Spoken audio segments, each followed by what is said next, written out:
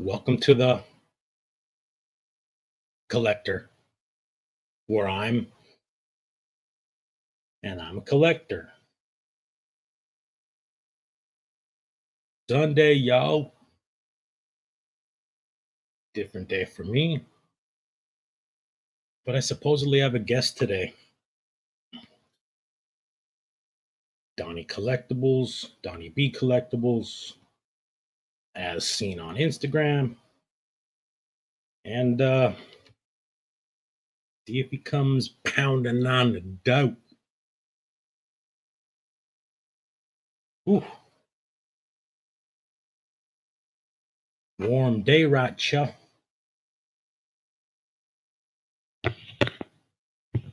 In sunny California.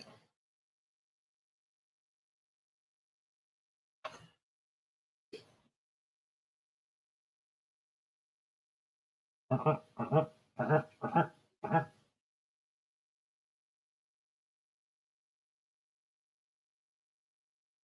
This is of 24 pieces, made by Tops in 1990. Well, that light. How fucking far do I need to hold shit for this camera to actually see it? There we go. Tops. 1990. There goes a double stick tape right there to stick it on the wall. So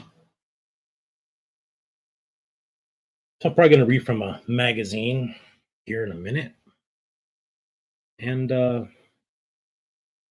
so you saw what it is about Donnie. I wrote it in the description. But he's a collector and he's a card artist. And this was a piece of card art that he had made. And I traded for with him. So great stuff. Hopefully he doesn't get lost on the way over here to the internet.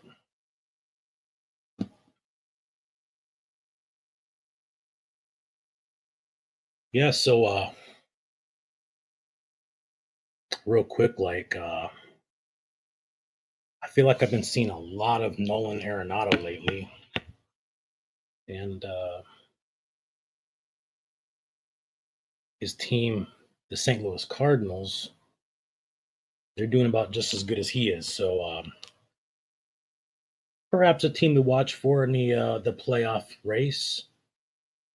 I think the team to beat is the Dodgers. And I may mention, even though you see all this San Francisco 22 orange and black stuff, well, that's a thing in the past. Well, no, I'm a big Will Clark fan, and he was a giant. And he's my favorite player. Dodgers, that's the team I follow. And at this rate, the boys in blue,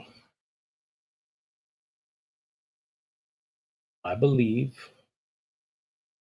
have the best record in baseball at 88 wins, 38 losses, 698 winning percentage, 45 and 16 at home, 43 and 22 away, and they're 7 and 3 in their last 10.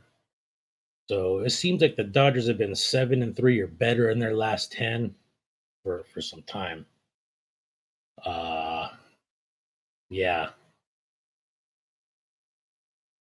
And when Tatis was supposed to come back before he had his incident, the Padres were about 12 games out. And they were getting Juan Soto, and the Padres fans were cashing in their World Series victory tickets at that point, only to have sliding, only to have slid. It's like about 7.5 games more. Let's call it a month because the trade deadline was at usually around my birthday every year, which is the 29th of July.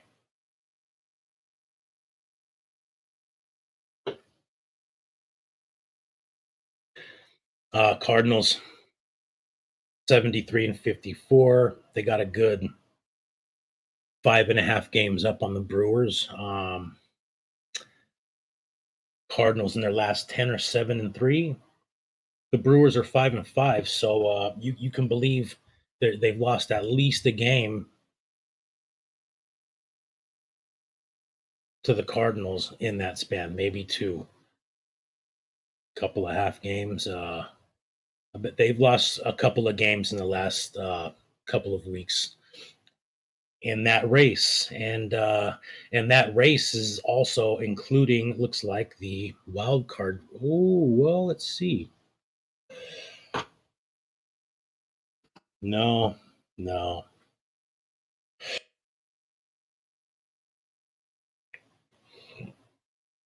Looks like the Braves are really scratching their way, trending upward. In the NL East at 79-49. They're in second place by 2.5 games to the first place Mets at 82-47. Who they're 6-4 in their last 10, so that's not they're not playing bad baseball. Braves are trending upward, so that's definitely a race to watch right there. That's for damn sure. Uh, I mean, to be honest with you, maybe I need to investigate more. I don't know what the Brewers' strength of schedule is, but they're looks like they're in it. And then the NL West is just a plain blowout, which I'd mentioned before is generally not the case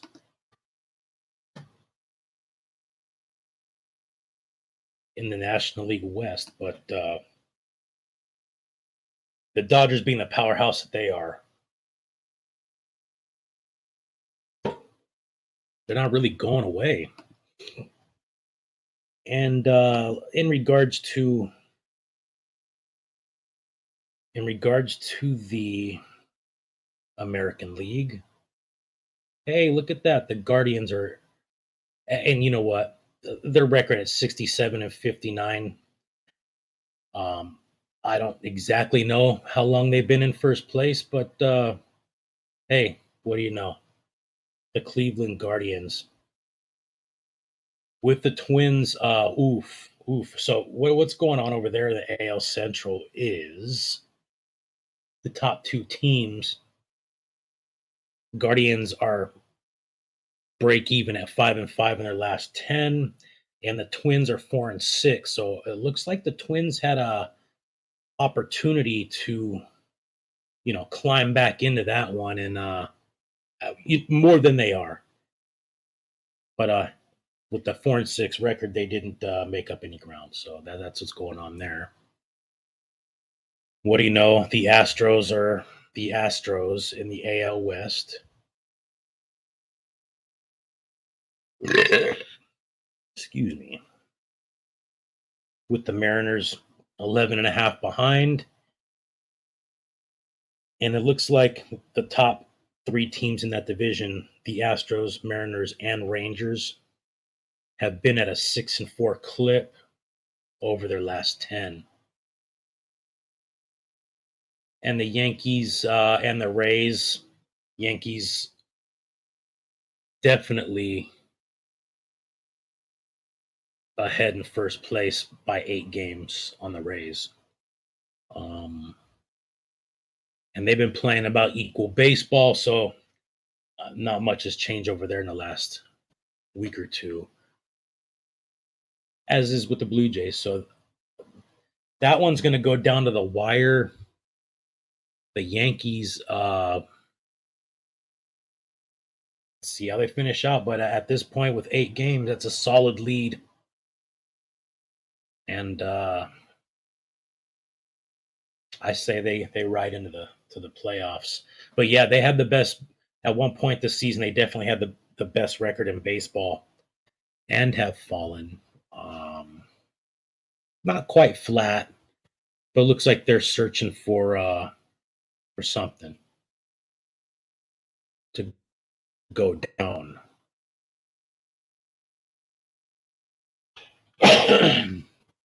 But yeah, Dodger fans, spoiled bunch. At least if you've been a fan of the Blue Crew over the last, I don't know, minute. Dodgers are good. They've been good. And I had mentioned on last episode the one year that they didn't win the West, which I think the Giants had won it by like maybe a game. That was the year they won the World Series. The same 60 game World Series championship that all y'all was trying to get. All y'all. Everybody wants to talk shit about the Dodgers 60 game World Series championship and call it Mickey Mouse. But every damn team in the friggin' league was trying to get at it just the same. Wasn't the Dodgers' fault that it was a 60 game season. It was the owner's fault for wanting to squeeze a season in. That's what. And the Dodgers took advantage of it like every other team wished they did. So get off that fucking shit and just own up to it that the Dodgers won a World Series championship in 2020. Get off. Gotcha. Every team was playing for it, so shut the boop. Yeah.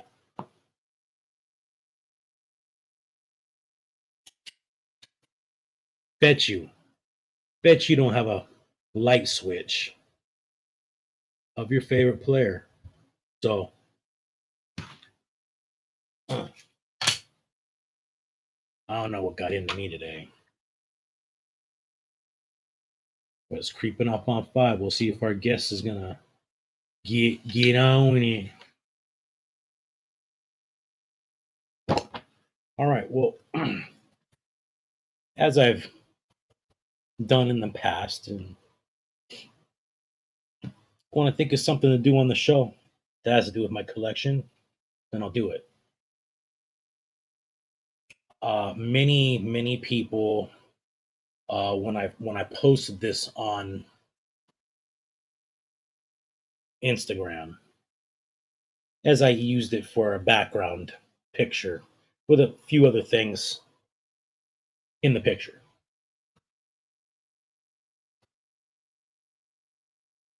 Excuse me.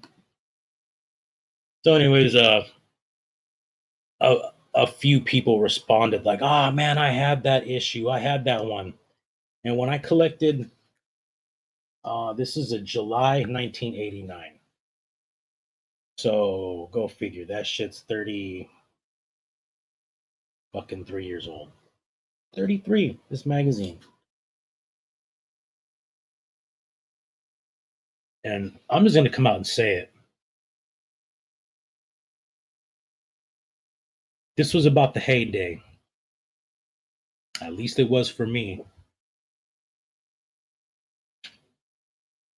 For collecting, and when collecting was really starting to turn into something else. And so when I flip through these magazines, the only thing I'm really missing is cigarette and alcohol ads. And I don't think those quite made the Beckett's, as the Beckett's are known for having a large underage reader base. But definitely the sports magazines from the time. Matter of fact, I think I showed them an episode or two ago with the sweet, sweet cigarette ads, and perhaps a booze ad too. Anyways, when I'm flipping through these magazines, it definitely takes me back. Hey, let's face it. I've said it once, said it a few times. Might very well be the most popular player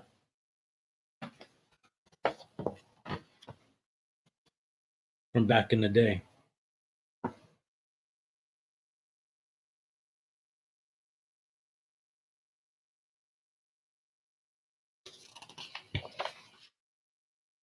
So I don't just like to read anything in these.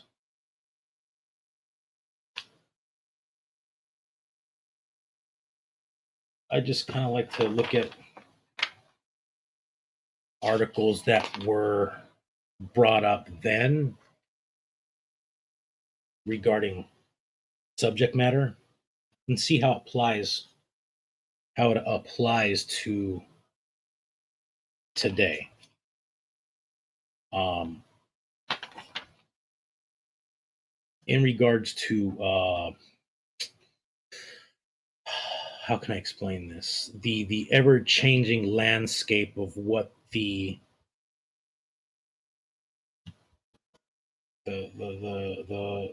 hobbies in at that point. So to me, this was like the first wave of the leading up to the boom. And oh hey, yo, what's up, bro? Can you hear me? Oh, you're kind of frozen.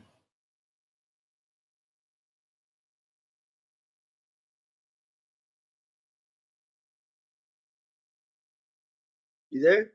Yeah, I am. I am.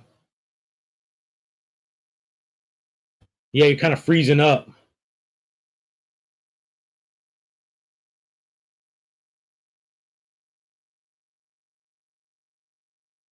So we got waiting on Donnie. Hey, hey, hey, hey. All right. I think the connection is a little better now. Can you hear me, buddy? I can. Donnie, what's cracking, dude? Man, you know what? I just ran a real quick live on my IG Right to on. give away to do my little gratitude giveaway. And what card is that? This is a Contenders Austin Riley rookie autograph numbered to 99, Sick. and LaDainian Tomlinson rookie autograph Dude. numbered to 1500. I specifically chose cards that that I would be after if I was at a card shop or at a card show and saw cards like that. Those are the cards that I'd be asking prices on. And since it stems, the whole giveaway stemmed from gratitude. May as well be stuff that I appreciate. Coming from the core. So Hey, dude, that Ladanian is super fresh. I really liked him when he was coming up. That dude was a rad running back, man. best. Yeah. Are Yes. we are we live at the moment? Like, are you Yeah, recording? we're live, bro. So what I was doing, I was okay. So kind of what I talk about is just the shit that I have. You know what I'm saying? So I'm kind of going through this Beckett, looking at the shit that pertains to today. Because when I flip and look at this is a 33-year-old magazine right here, dude. And when you go through the articles, it kind of like you're like, oh shit, dude, it's talking about like what I don't know. I kind of like to warn people about, and that's like, just be careful. You know what I'm saying? Like, be careful when you're buying. Okay, let's say perfect example right now would be Fernando Tatis. Okay, his situation puts him in this spot where, look, bro, he who was the most sought after player in the game up until that mad point, dude, because people were waiting for him to come back and the Padres kind of strung it along. You know what I'm saying? Like he was doing his minor league rehab, and it was like the day his rehab ended, the news broke. And so from the hobby's perspective, that's a hit. You know what I mean? So can you just tell me how that affects things in the hobby? You tell me how you feel that It, affects the hobby. Yeah, I don't know if you saw a quote from Ken Golden. I think he said something like, "This Tatis deal basically cost the hobby hundreds of millions of dollars." And that's a lot of money to be talking about. But he's he's not far off, man. Like, and whatever the number is, it's dramatically affected.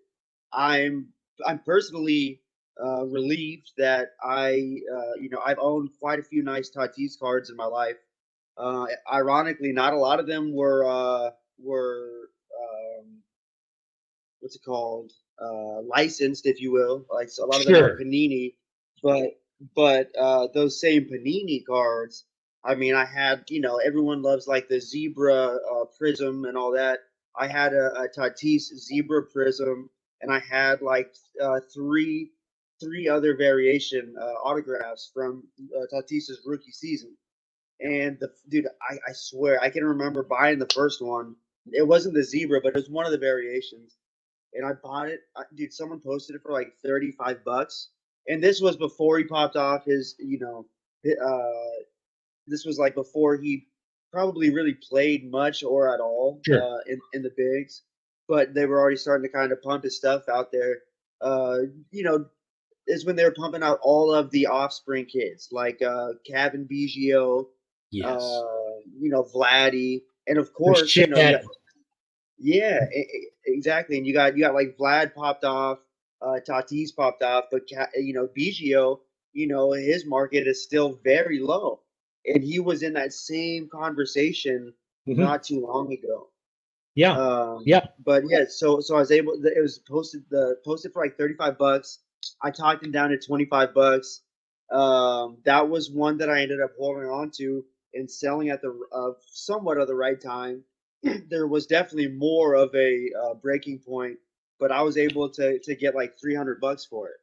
Oh And wow. so, yeah, I mean, there was a time where that thing was like, probably pushing five, just when the hobby was super crazy and Tatis was, at an all-time high. But, oof, I mean, if you were ever looking to buy into Tatis, man, now's probably the time to do it. He's more of a long hold now at this point, because of Yeah. course his market could come back. I'd say it'd be far fetched to say it'll come back to where it was, but it'll bounce back to a lot higher than where it is now. So it's unique, but that could be a unique investment strategy. I'm sure a lot of people can make a lot of money off Tatis still. Hey, yeah, you never know because look, I think what I think we lump. All right, me, I'm on the loss, bro. So my whole collection is 100% liability. If there's Yeah. no investment strategy, if it was an investment strategy, dude, I'm dead a long time ago. All right. But Yeah. when I was a kid, it was a little bit different. And it kind of parallels today, but not in like the drastic like dollar numbers, okay? Like, do you know who a player named Greg Jeffries is? Have you ever heard of Greg Jeffries? New York Mets, right? Yes. And so when that, and I say poor kid because a lot of times the industry and the league put so much on a young player. Like a Todd Okay. Van Poppel type. Yes, they put a lot of expectation and they start to build them up and then there's hype and then when the expectation doesn't meet the hype, well, it really sucks for the player himself because the expectation was put on him. Not that he came out and said, "Oh, I'm gonna be the record break." Nobody's like that. You know what I'm saying? Nobody's a douche like that. So the expectations put on him, and then they don't. And Greg Jeffries had some great years, but he wasn't the Mickey Mantle that they pumped him up to be. And so all those cards, and we're trying to get them. We're trying to get all the rated rookies. We're trying to get it from this, but that would have been probably the first card of my life that I was like, oh, I'm going to stack these, son. I am going to, you know what I'm saying? And Of that course. was the card boom in a nutshell. And so when if I ever talk to kids or if I'm ever talking, I'm always, look, dude, I'm probably the bearer of bad news, but it's more like, look, dude, I've been through it. You know what I'm saying? Like, I was lucky to have gotten rid of all my '89 Griffey upper decks for $5 a pop in 1989 when they came out. Like, oh shit, because it And look, I made, $50 when I was 14 years old. Oh yeah, I got this is what I'm going to be doing. And the same thing now, it's just bigger and crazier because of the internet and eBay and people trading on Instagram and all that stuff. And anyways, that's just kind of where I'm at. Is more just beware. This is, in the end, you don't want to say it, but it's gambling, and it can be Yeah, addictive. funny man. That brings up an interesting topic because I feel like when eBay and the internet kind of first came out, it flustered the industry because now everybody had access to all of the stuff that's sitting in, Ted Grandpa's attic. Now there's so Mm-hmm. much stuff, and comps are, tough because there's so many of them for the first time ever. Before that, you had to go to the card shop. You had to go, you had to buy it from a TV commercial, something like that. And Mm-hmm. then the hobby grew into itself to Yeah. where the demand started to build and build to where even though there's an all-time high of accessibility, there's an all-time high of people wanting that stuff, and that's Yeah. what created the boom. Yep. Yep. Yeah, because when What I you go think the through these effects of that? magazines, so when I was a kid, and dude, this is like I say 1989. This is when I started collecting, all right? Look what I randomly have. Side note, right here. I didn't even plan Sick. this. That's dope, dude. Bro, he's dead, huh? Yeah, Wow. he died like maybe 2002 type of thing. What a tragedy, man. My first favorite picture to this day. Him and Timmy are my all time favorite pictures, man. Those are some sick arms right there, man. And Hey, so two unique arms, two people that will never be duplicated. oh no, dude, okay. I was never when Will Clark played on the Giants. I just somehow was rocking a Giants hat, but I wasn't die hard. You know what I'm saying? Like that, he was on that team, so I followed that team. And then when he moved on, I moved on with him with my heart. And you lived in L.A., right, or like Southern Yeah, California? right. And so, like I said, my access to Will Clark was from him coming down here and spanking the Dodgers around, dude, like redheaded stepchildren. I was like, damn, dude is So bad, man. what was the thing that started your? I should probably know this by now, but what was the thing that started your affection for Will Clark? Like, did you catch him in batting practice one day and he was just smashing it? Did you? No, not even. You were watching him before that, probably. Like the Yeah, UFC because USA stuff. it was on TV first. Yeah, so it would be like you watch the game on TV, and then he'd do the Will Clark things against the Dodgers. And look, he was a guy that I could see was having fun on the field, but very serious too. And so that is okay. Whatever. I had a dad, so I didn't need a role model. You know what I'm saying? My dad is like the perfect male role model to have. And so I wasn't searching for that. Like a lot of kids, like whatever, it ain't going right at home and they're searching for something. Will Clark just caught my eye, dude. The things, the eye black, the grit, dude, jamming the players up when they're dogging it. Like that's the type of stuff you didn't see from a young guy. That was like the veteran on the team who was 30, 34 years old, but like I said, not the young guy. And so Will Clark he epitomized a baseball player to me. You know what I mean? Like a baseball geek. Like he wants to get on the field. He wants to, and I see, yeah, all these kids, they want to play baseball, but there was this weird fine line of being very serious that I liked when he was out there, like a field general. Yeah, I could dig that. Can you pinpoint any time? Like, was there a specific game like that he hit like two Jackson or something crazy, Yeah, or it just kind of dude, happened over time? check this out. So my friend Bernie, God rest his soul. Dude, a kid that passed at 43 years old. You know what I'm saying? Like this is some shit. So I was grounded one weekend, and so I couldn't go anywhere. And the Giants were playing the Dodgers. Matter of fact, the Dodgers were playing the Giants in San Francisco, and this is before I'd ever been to a Giants. Dodgers game. So my mom allowed me to have my friend Bernie come over, who was also a huge Will Clark fan. So the game comes on, and sure enough, guess who's not in the lineup? Will Clark. His knee's bugging or something. So we're like, shit. So we keep watching the game, and then sure enough, when the game is on the line, they're down a run. There's a runner on base. And who do they bring up the pinch hit at the bottom of the ninth? Will the Thrill, dude. And he comes up and he hits an upper deck just tank, dude, to walk the game off. I have the video posted on my page, and this is like mad pimp walk off, like G stuff. You get what I'm saying? Like badass Will Clark type just like shit. Unreal superhero stuff. Yes, superhero, dude.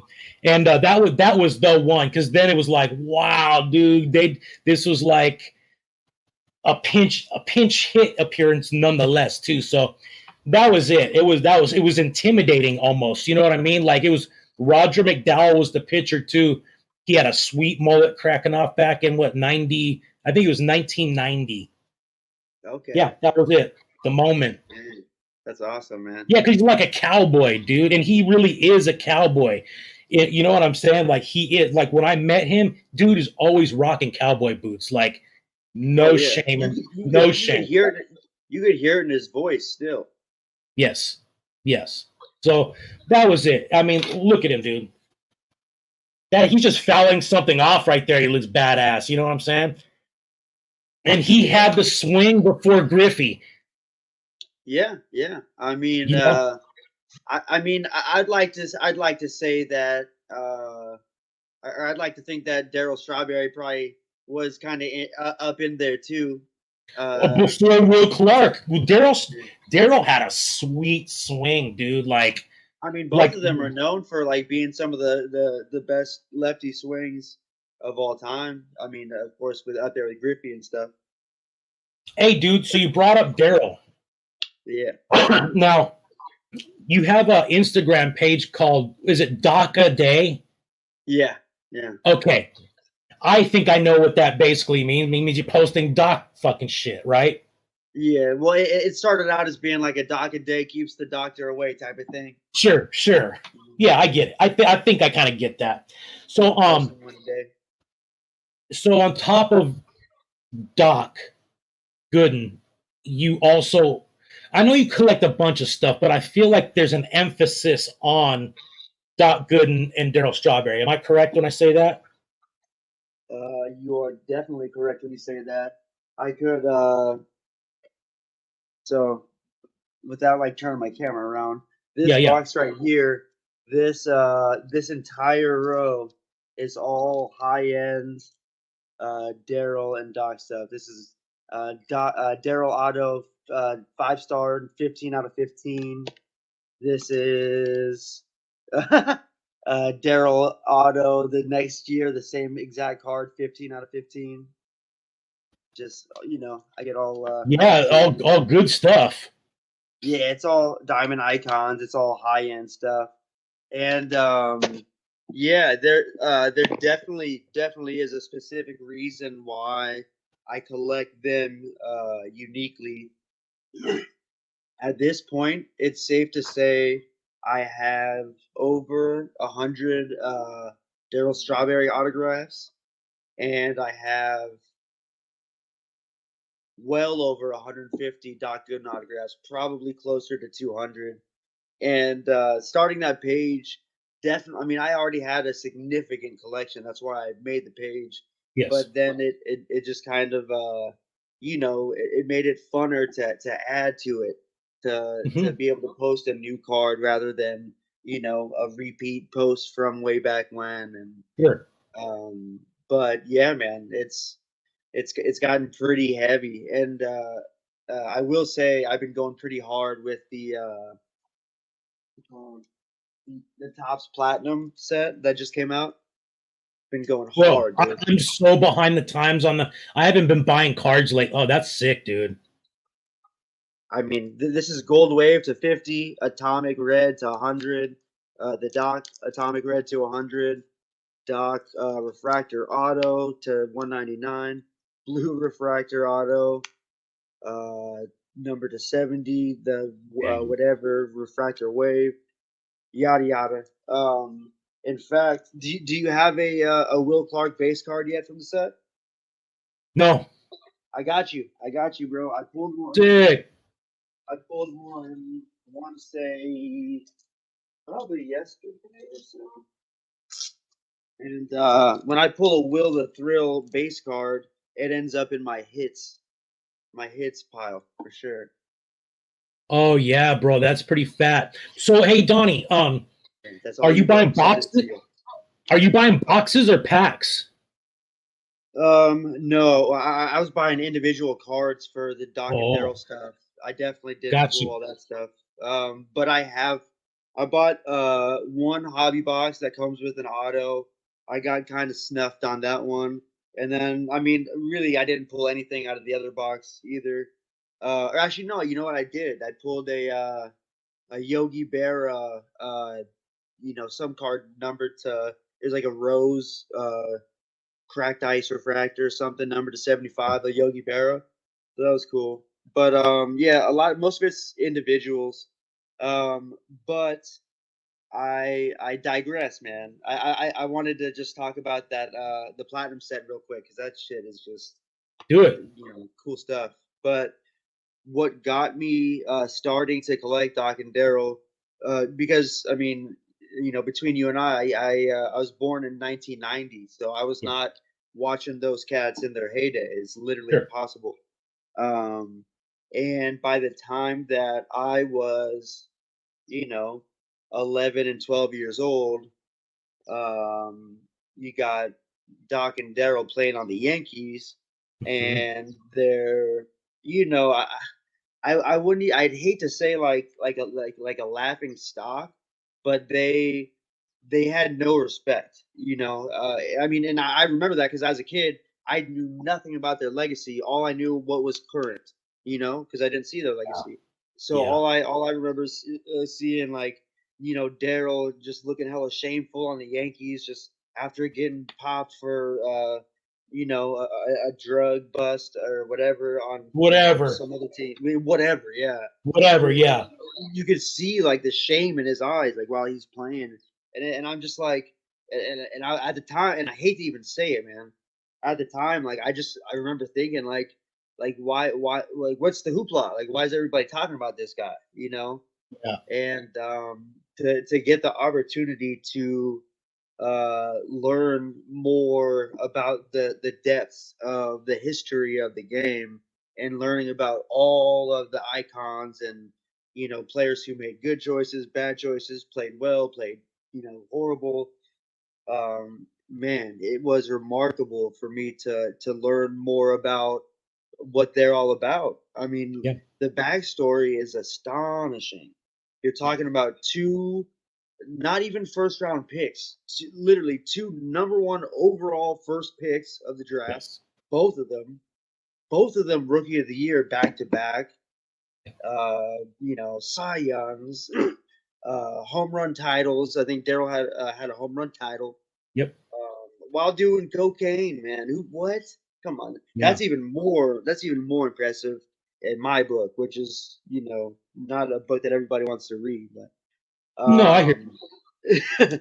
Yeah. so, but yeah, to dig in on not only their amazing play of when they were coming up and the '86 team and how lovable those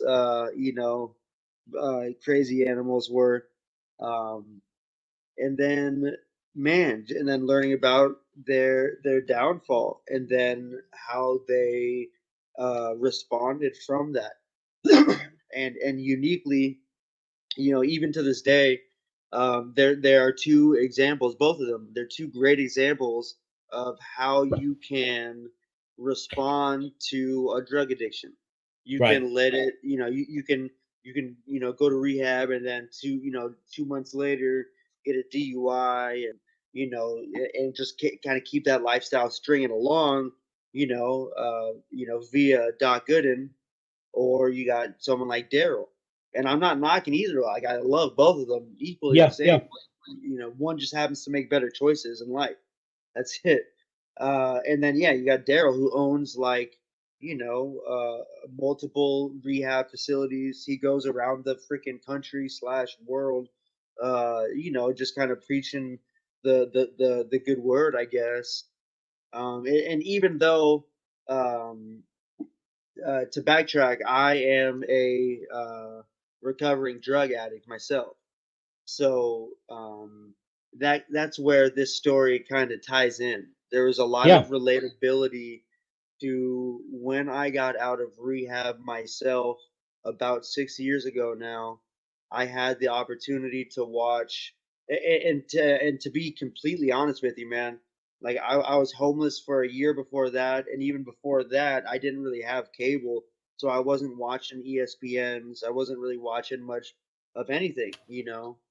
And so when I got out of rehab, I tuned into watching a 30 for 30 episode of Doc and Daryl. I'm sure you've probably seen it at this Yes, point. yes, Uh, I think it was directed by Judd Apatow, and it was, whew, man, it was heavy. It was heavy for me to watch it, especially at the timing of when I was sure. watching it, and I saw a lot of myself in them. Not saying if I made the bigs that I would have had any type of success that they had, but if I had that type of success, I for sure would have blown it. Hey, no, because look, man, you got two choices. You know what I'm saying? And it seems like, wow, dude, to just dabble in something doesn't seem possible. You know what I'm saying? Like, oh, I'm just gonna do it today.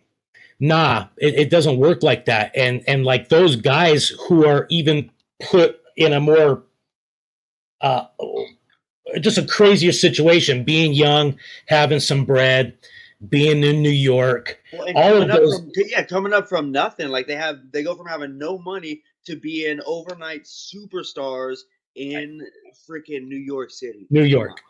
Yeah. And so just as a human being with tons of flaws, like, I mean, I don't even want, there's not a piece of paper big enough to write my flaws down on. And I've had my problems with certain things the same. Okay. It really, it's heartbreaking, actually. You know what I'm saying? It's heartbreaking because, you can see how where even having everything now, like those guys, money, fame, that doesn't do anything to it. You know, I mean, that doesn't pacify or solve whatever problems you're having to make you go down that road in the first place. Yeah. You know, it just doesn't. Like, money doesn't solve it. Drugs don't solve it. It's like a riddle that you're always trying to chip away at and try.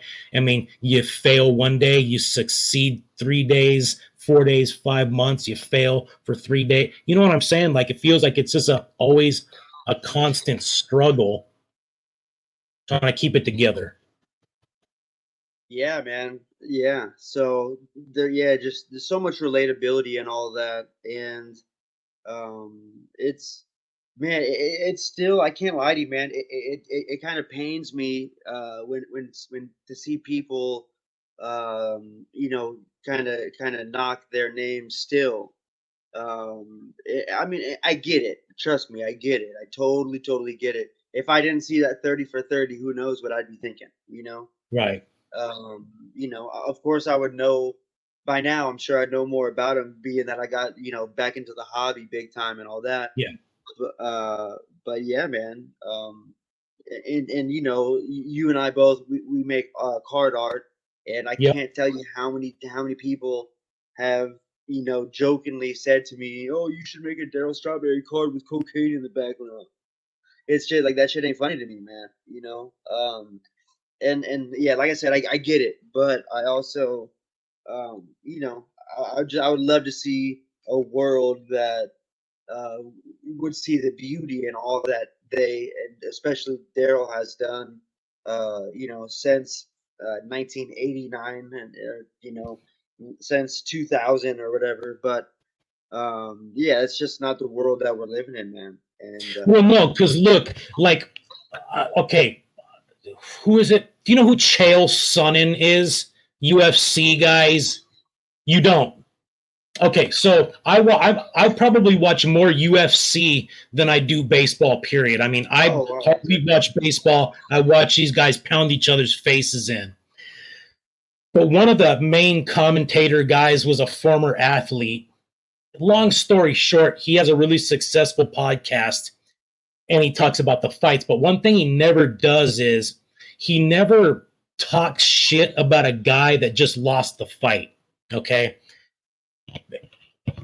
And that's kind of I think you see where I'm going with that. Like, so that cocaine and Daryl card is kicking a guy down on his bad day, and I don't like that shit either. You know what I'm saying? Yeah, and I'd be willing to bet that, I mean, a large percent of them either have had drug issues or know somebody that has, you know.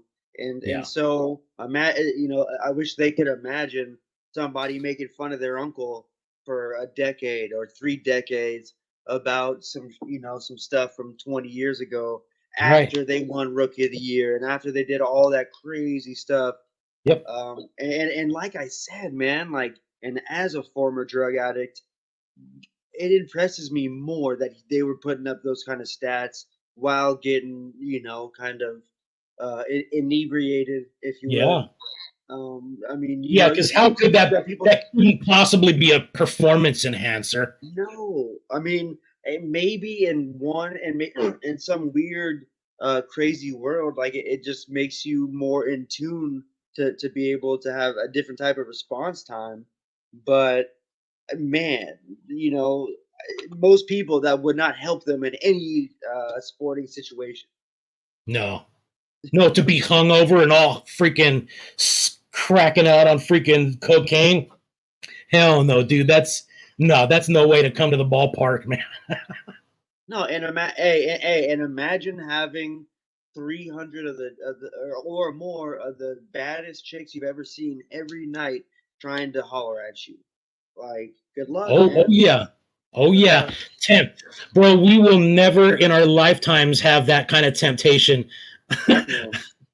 Well, and it's a different world too. Like we're living in a Me Too world where Oh, yeah. it's now it's like you would want to stay away from those even if you have that opportunity, and you still got to pick very very wisely.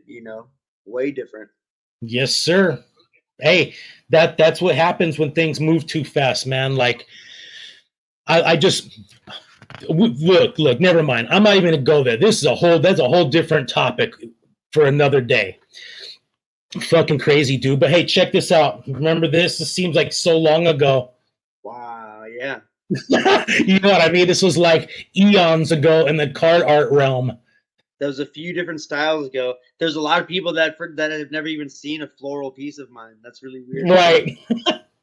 Yeah. So I was like, wow, dude, this stuff moves really fast, man. And like, it's wild how when COVID started, how you could probably put on two hands who was doing it, like right when it started. You know what I'm saying? Like somehow it was just like people just started doing it and showing it.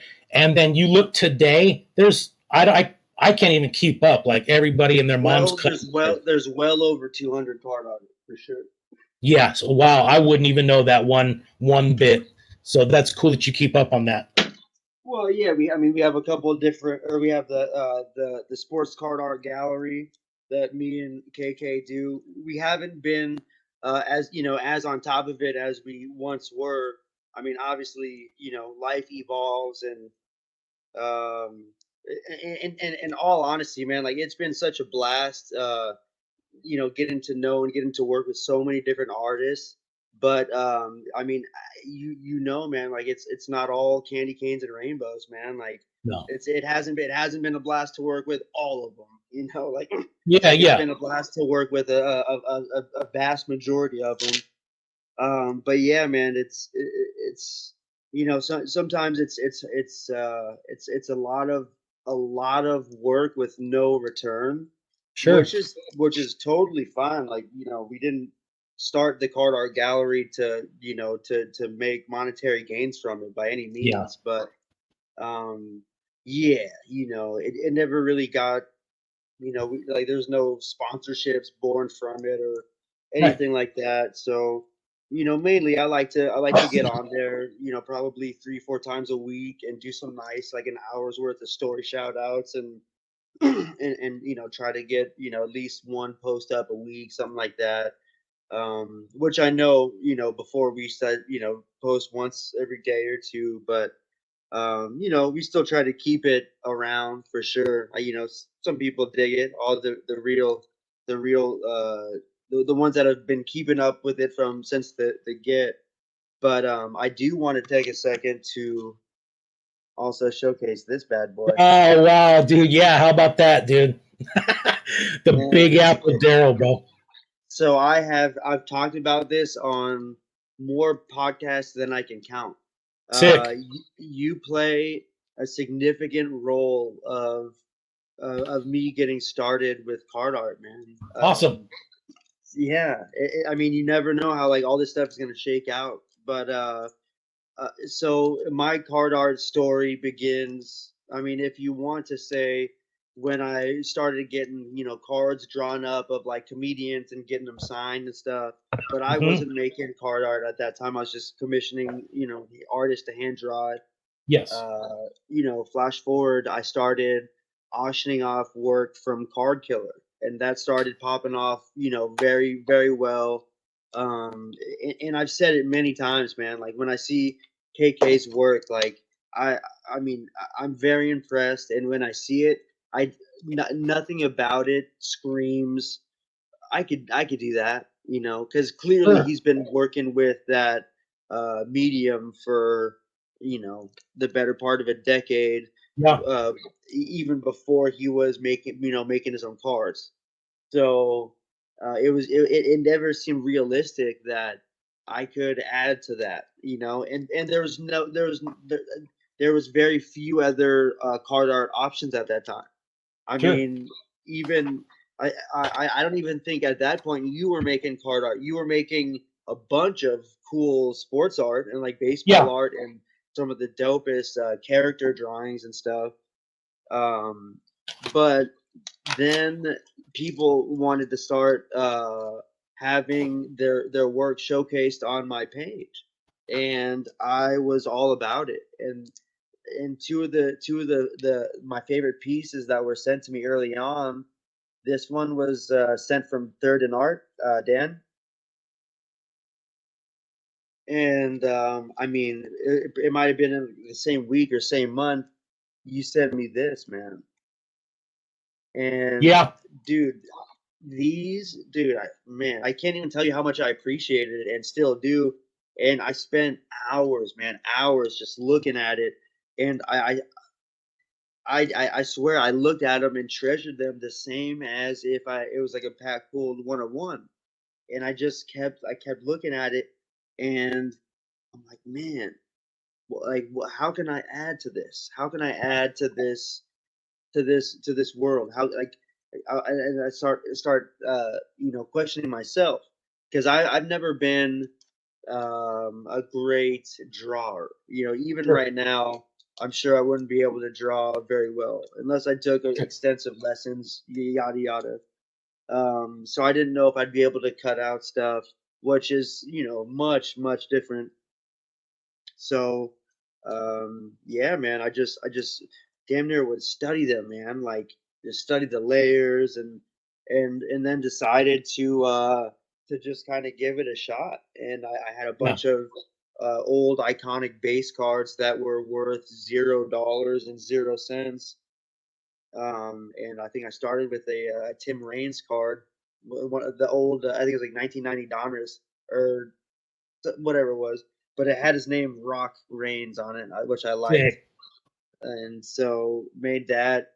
Turned out all right, and good enough to where I seen some promise, and Yeah.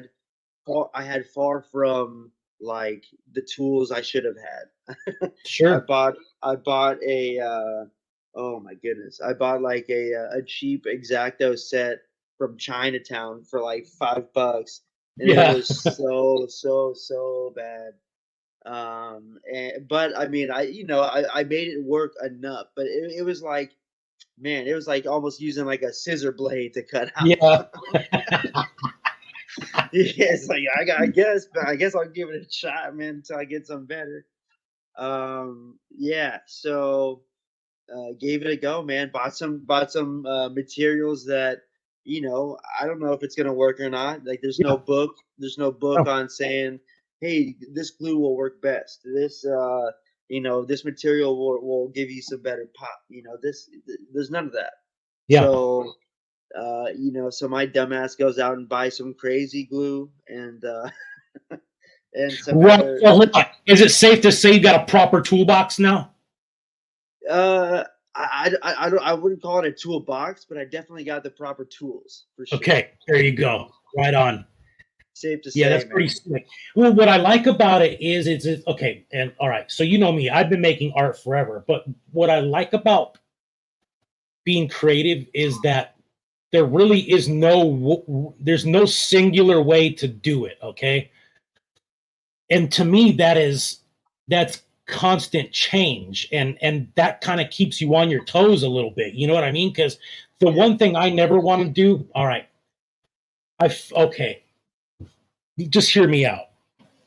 As an artist, so you can call yourself an artist now. You're a creative person. You've been for the better part of 2 years now, constantly creating. You're an artist. You know what I mean? You're a practicing artist. And it seems like what we're trying to do is find a style. Okay, style. We want to find a style. We don't want to just keep evolving, but it seems like we want to find a style. But that's when, as soon as I find myself doing something too similar too many times in a row, I'm like, dude, snap out of it, man, because it gets okay. Because art, you can do whatever you want. I always feel like I always want to be challenging myself. yeah. That movie poster, by the way, is remarkable. Which one? The Giants thing? Yeah, that's super cool. I mean, what made you think of that? Okay, so check this out. Well, which one? Because the last two things I've done is Giants. So was it the Gigantes, or I don't think it was that. was it the one that's an all orange background? Yes, yeah. Okay, all right. So all right, here, fuck it. You're the first one to hear what's going on in my creative world right now. Okay, Donnie. So we are only able to do what we are able to do, okay? And that's as one person. I'm only able to do what I can do. Now if we want to expand on that, sometimes we have to do the learning ourselves to learn something completely new, or we have to find a teammate, okay? And so for me, I'm I'm creative as fuck, but what I lack in is technical prowess, like Yeah. designing on the computer and all that shit. I can do these things with my hands, but that can only take you to a point. Yeah, Okay. I mean, I'm right there with you, man. That's why I Right. kind of teamed up with Luke so much. And so I'm trying to expand on my, let's just call it artistic vocabulary, what comes out. All right. And so I've teamed up with somebody. I don't know to say it. It's my girlfriend. She's a badass graphic designer. Dude, Okay. that's oh my goodness, that's ideal. Like that's I mean, Jesus Christ, that like Right. I'm stoked for you. Like that who better to work with, man? Right. And so, I've used her for a bunch of little things here and there, like making flyers and whatnot. But so I'm trying to think just outside of my box. I'm almost trying to reinvent myself artistically through my team. Okay. And that's what's happening. We're just working on more graphic oriented stuff. And what's inspiring me right now is movie posters. Okay. And so the last two things that I've done have been completely inspired by movie posters. So the black and orange one is from a movie called A Clockwork Orange from like the 70s. I've never seen it. I guess it's What? weird. No, I've never seen it. Wow. It's a Would you game be changer, amazed? dude. It's a game Okay, changer. okay. I'll have to check that out then. I'm not. Hey, by no means am I saying it's gonna make you feel better about life. It's not. It won't. I heard that. That's how much I do know. Man. It just kind of. Oh yeah. I don't even want to speak on it, man. It's pretty fucked up. So you think I should do that? Well, I think you should watch it. I mean, it's an iconic. It's an Explore iconic it. Yeah. movie, and Okay. also it's one of those things when you watch it, you're like, damn, I didn't know movies could do that. You're like, what? Okay. All right. All right. Already, I like that. So Yeah. kind of that. So there you go. That's kind of where I'm at right now. I'm just kind of trying to reinvent myself. I'm trying to come up with a product. Okay. You know Daniel from Popfly. I'm not sure if I do, man. You do. Popfly. He makes the comic book. Oh yeah. Okay, got you. Yes, yeah, I know that. Okay. So you know how he's killing it, and now he's on tops and all that shit, right? Did you know? Yeah, You saw that? I did. Yeah, So, all right, pretty make a. recently, right? Pretty recently. He's on this net. He's on this current wave of the tops 100, I think it is right now. So, hold on.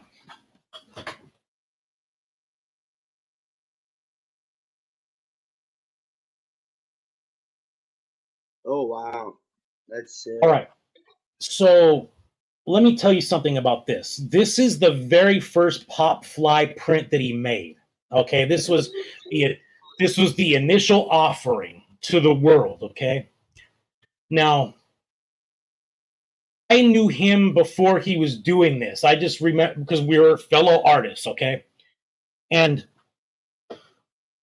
this is wild, dude. So I had done a Dale Murphy painting of the error that the I think it's a 1989 Upper Deck error card where they released it and it was a completely reverse photo. All right, so the A on the Atlanta hat was backwards and shit. So I painted that, whatever. He's a big Dale Murphy collector. He wanted it, all right. And so, when you're doing art to art, it's art to art. You know what I'm saying? So I wasn't going to charge him for it, but I'm like, hey, what do you got of Will Clark right now? He goes, I don't have nothing, dude. I'm like, all right, cool, cool. I'm like, that Bo Jackson that you did?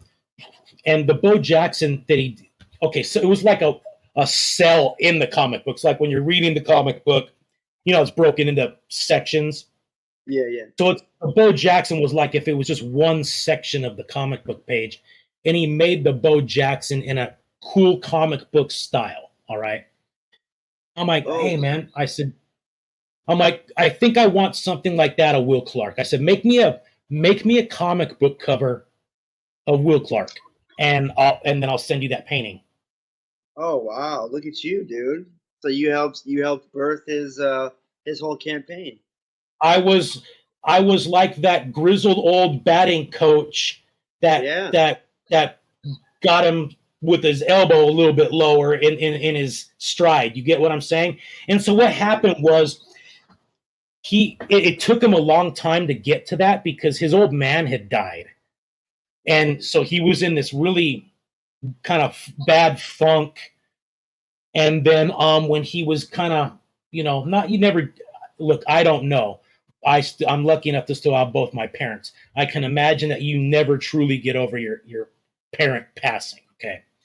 But when he was out of the fog and, moving forward, that was the first production in his, life, dude. And so That's a big deal. And so I'm not claiming credit, but I am definitely claiming, dude, you have to try to help people move forward, okay? And that's all I'm saying. Like if you can just be the person to help somebody move one step forward, you're on the right track. You know what I mean? Like, so Oh yeah. every time I get down on myself, like if I'm feeling shitty about myself, I have to be like, dude, you're not a bad person. Dude. You're having a bad one right now. That's it. You know what I'm saying? So even if it, and you can do it through the hobby. That's what I'm saying. Like some people, like the help they need is to look. This is, I'm not trying to sound capitalistic, but like when somebody comes to you, like this is where card art did a lot for people personally was we my Will Clark attachment is to my childhood. Okay, this isn't now. Like I'm lucky enough now to be able to know Will Clark, that Will Clark knows who I am, that he has my artwork in his home, that I get to talk to him. So basically, my experience with collecting has come 360 degrees. Like because of my art and because of my collecting, I know my hero. That's wild to me. Yeah. It's really wild. And I know a few people out there that have been able to accomplish those same things because of one, it takes community, Yeah. and two, it takes that dude, you're just not an asshole. Nobody wants to help an asshole, right? So these little tiny things that I just brought up, another thing to like, look, I guess I'm not that big of a douchebag when I'm getting down on myself. And it's cool to be able to have these, like, look, to me, collecting is so innocent, bro. It's like the collecting aspect, not, it seems like as soon as a sale's attached to something, maybe a little bit of the innocence is lost. But when I'm waiting for this. I mean, this fucking card was an offering like a week after Will Clark's number was retired. And I was like, I need it. Yeah. Stupid base card, but what's it matter? You know what I'm saying? It's a little tiny thing that gets me stoked in a world It's that's not really, yeah, great. it's really unique, man. I did it kind of subconsciously, but I have like in depth, I have traits of both sides of collecting because I for sure try to buy stuff as somewhat of an investment, but Sure, also as a PC card to where I sure, want to own it for a year or two, maybe 3 years, and look at it and enjoy it, and hopefully get twice as much as what I paid for it. sure. But I got a box full of Daryl, Strawberry, and Dot Gooden cards that I for sure probably not going to make much money on it, you know. And I got a binder full of Giants cards and every Tim Lincecum base card and all this stuff that I collect with zero intentions of making money on it or getting rid of it ever in the first Yeah, place.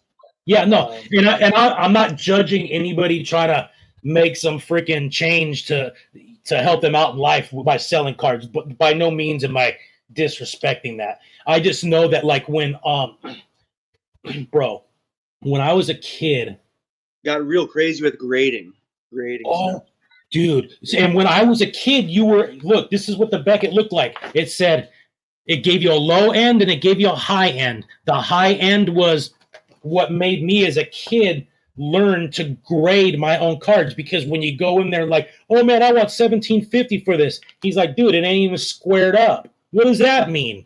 Yeah, It's not centered. What does that mean? The picture's not in the fucking middle. Oh, okay. And then you learn. You could, so like for me, I see, bro, this is because I'm a one, I've been in the sign business for almost 20 years, like making signs, like hanging signs, doing graphics and shit like that. So my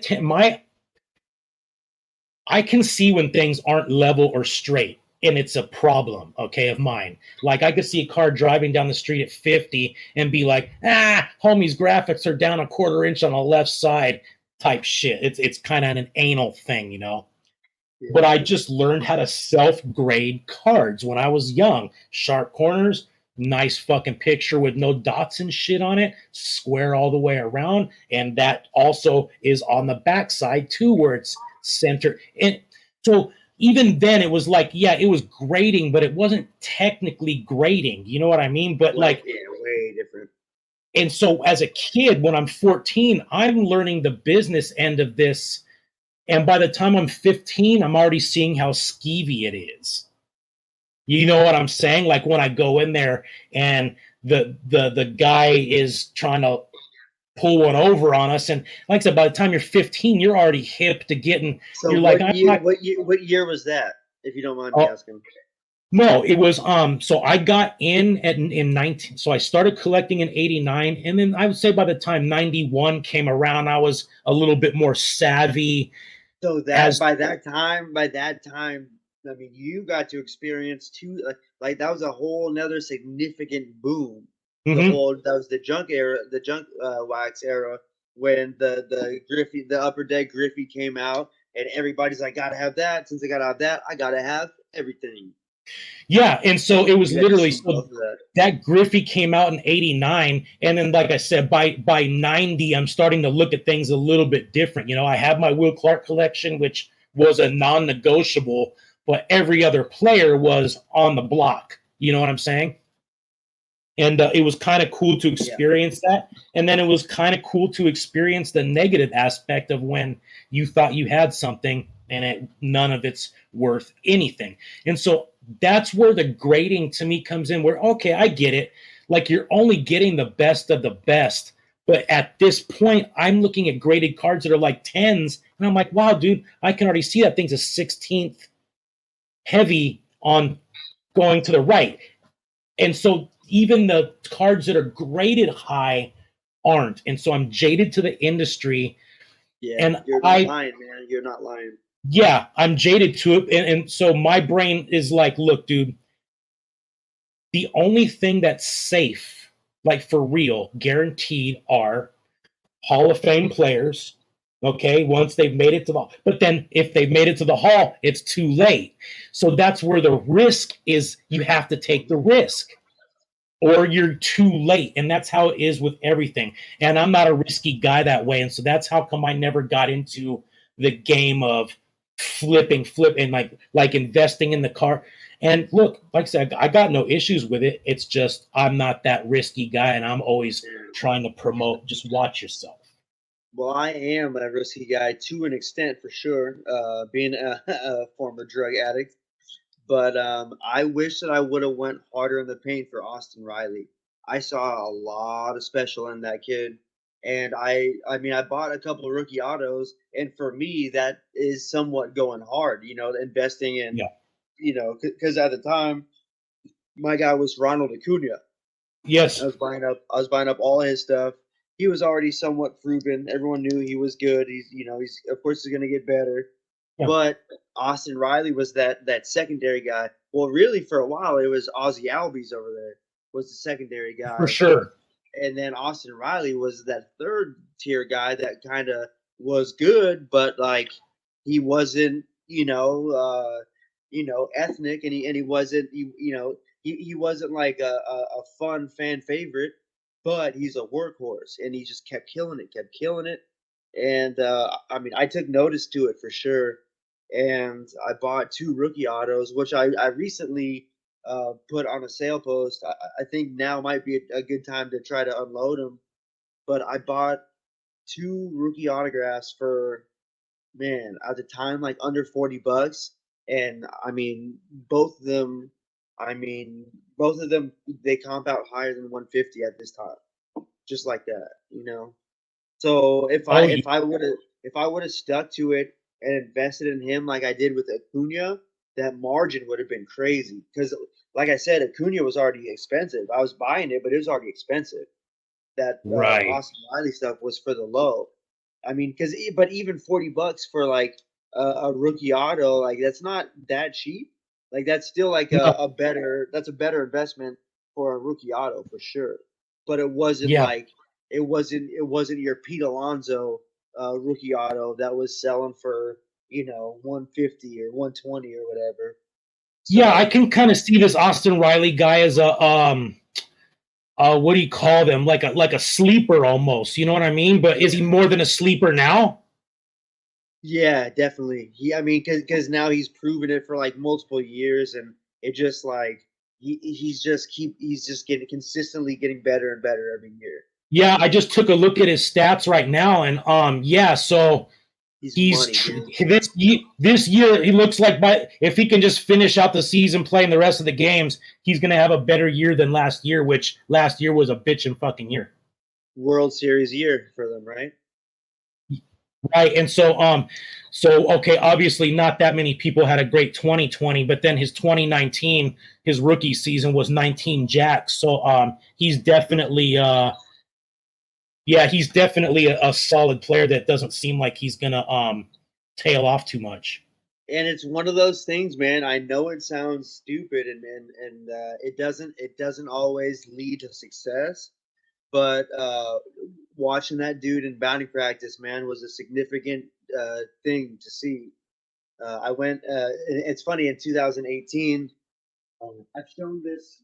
I've shown this before, but in 2018, I went to a Giants. Oh shit! Get my light on real quick. I went to a Yeah. Giants Braves game in SF, and by this point, man, I'm probably like a year and a half sober. Not really socializing much. I mean, I'm not drinking. I'm not doing any fun stuff. Uh, but I'm getting more back into baseball and going to games, and I was big into getting in-person autographs at the games. I would always try to catch like Rich Aurelia and Javi Lopez out there when they were doing the pregame live on the Wednesday shows and all that. So I Cool. went I went to a Giants Braves game. Acuna's my guy. I'm just I pulled a rookie auto out of Optic that I sold at the wrong time for like $80. It's a very expensive card now, but it's a rated rookie silver in auto, and so that's when I started to take notice of this dude. I'm like, damn, dude, I just pulled at the time it was like $100 card out of like $100 box. And I'm like, damn, okay. And I'd heard, he's like a first round pick, like I heard of him, but I didn't realize like he was that dude, and he started to become that Yeah. dude. And so a few months later, I go to the Braves Giants game, and then I'm sitting left field. Acuna's playing left, which I believe he's center now, center field, and he, first inning comes up, and he's warming up with whoever was playing center at the time. And then, dude, sure enough, man, first inning warm up ball, he throws it right to me, man. Like no Oh, mistakenly, sick. he wasn't trying to throw it to anybody else. Like no mistaken, just looked me dead in the eyes, point, boom, and Nice. everyone was just so fucking jealous of me, man. Everyone's like, "Yo, Nice. everyone's like, yo, he's gonna win Rookie of the Year, right?" I'm like, "Of course I know that, man. I'm hyped. This is sick." And man, ever since that, like I started investing in them heavy. Just Okay. and man, I came. I think it was that same day, man. Uh, so the top half of the second inning, I think it was, or it might have. I think it was the top half of the second inning. He hits a jack. He hits a freaking jack, and it goes like I don't know, man, maybe like 8 rows, 10 rows behind me, and I got in the mix, dude. I came this close to getting that home run ball. Oh shit. That that would have just been the most, man. Like that would have been a euphoria that I literally I can't tell you what it would feel like because I have not Me experienced either. it. Yeah, I've not experienced it either, dude. It's like you could very well pee your pants on accident. You know what I'm saying? bro. Yeah, yeah. I did I looked pretty foolish on TV. I remember just kind of like laying out on the freaking bench, just like getting a little bit up on that in that war. But like I was one of those. I was one of like the visible dudes on the camera. It looked kind of funky, trying to go to war with like kids and stuff. But Hey, so was that was at Oracle? yeah, yeah. Yeah, yeah. So I was just there for the Will Clark thing. That park is really nice, man. Yeah, Yeah. I've been around there. I've walked around the stadium, but I'd never been to a game before. And wow, that place Oh, is you never been there? nice. You never been there? Nope. Woo. I've walked around the stadium a few times. I've been around, but I've never been to a game before. And man, it's a beautiful park, dude. Love it. You know, it's there's nothing like it. I mean, obviously, I'm a Giants fan, but I've been to a few stadiums, and I I I feel like I'd be hard pressed to find a stadium that I would like more than that stadium, even if I wasn't a fan of the Giants. Like that, they just Sure. they just built a beautiful ass park, like non biased or biased. No, no, you're absolutely correct. See, okay, God, man, I haven't even been to a San Diego game since they've been in this stadium. I went to Jack Murphy. God, shit, Jack Murphy was like gone probably by the time you were born and shit. Like one of their old ass stadiums, and that one was old by the time I went there. So I'd only been to old stadiums, Dodger Stadium, old, Anaheim Stadium, old. Yeah, And so when I went there, it's like, dude, the way it's set up on the water, the parking situation was freaking epic, dude. the splash Everything about it, hits, McCovey Cove, all the dude. Like statues. just the fan base, okay? Like Dodger fans will fight a Dodger fan type shit. Like it's this weird gang mentality with the Dodger fans. San Francisco fans definitely seem more laid back and just chill, watch the game. You Nobody's ain't trying to gonna see fight. a giant. You ain't gonna see a Giants fan fighting any Giants fan ever. Never, ever, ever. Right, right. So that was the vibe I got, and I kind of like that because I do go to the baseball game to watch a game and not to watch my fucking back. Yeah. I mean, hey. That being said, Giants Dodgers in the bleachers. That's no good. That's no good. I can only imagine. I would just definitely avoid that game. You literally. I mean, unless you enjoy watching like at least five people get kicked out. Yeah, nah, I don't care for that shit, dude. Hey, so that being said, man, so Giant Stadium, man, people show up. I mean, I remember I think they had some type of attendance record where they had like 10 seasons where every game was sold out. And when they first built that Oh, wow. stadium, it was something Yeah, like that, man. Of course, there was a bunch of season tickets that maybe not everyone showed up to every game, but every game was sold out for like something like 10 years, man. well, And yeah, because that's I'm why, hearing the stories of Candlestick Park and how bad that place used to suck. Like man, it was I bad. heard it sucked. I mean, So the it was one of those things where it's iconic, especially to me because that was the first ballpark I ever been to. okay, And like picture me going there like age 6, 8, 10, all that kind of stuff. So that was like my upbringing, watching players like Jeff Kent, Sean Estes, uh I mean lightweight Will Clark and Matt Williams, but not really, like I right, kind of missed that. But I was, I was still hip to their hop.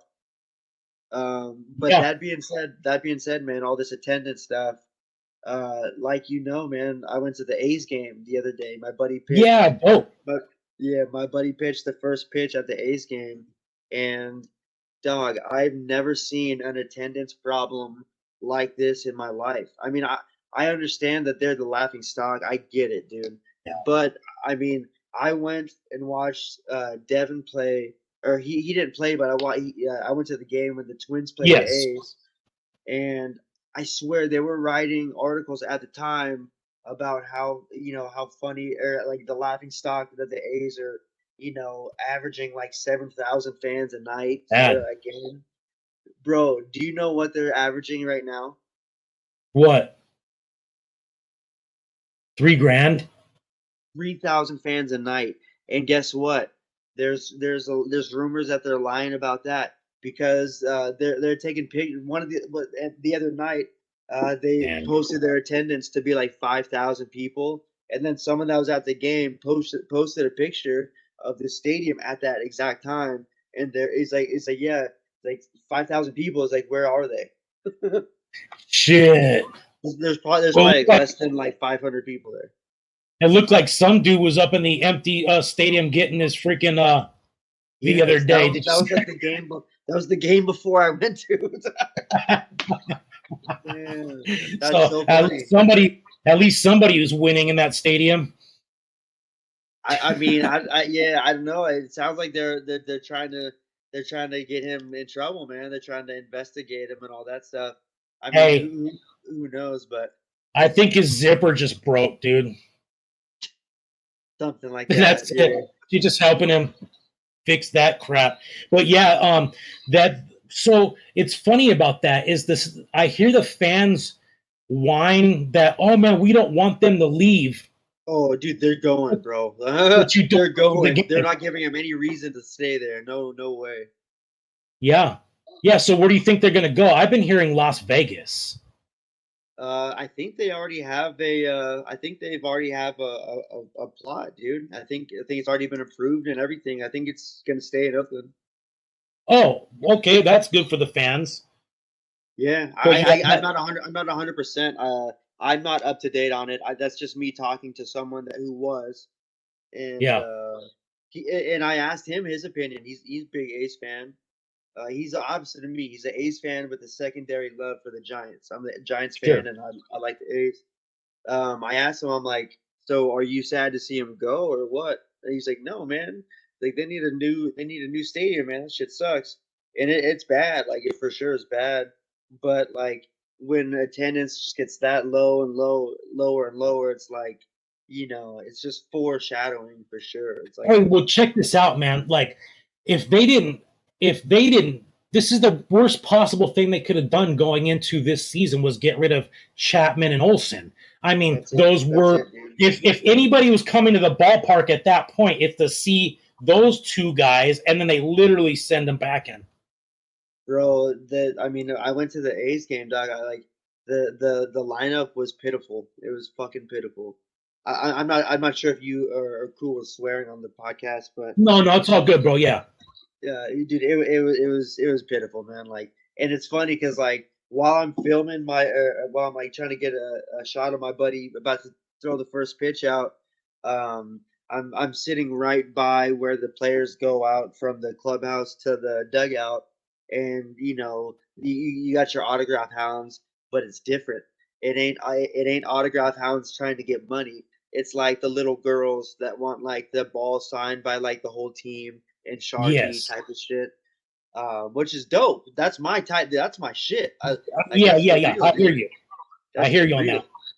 that. But I'm right there, and then Tony Kemp comes out.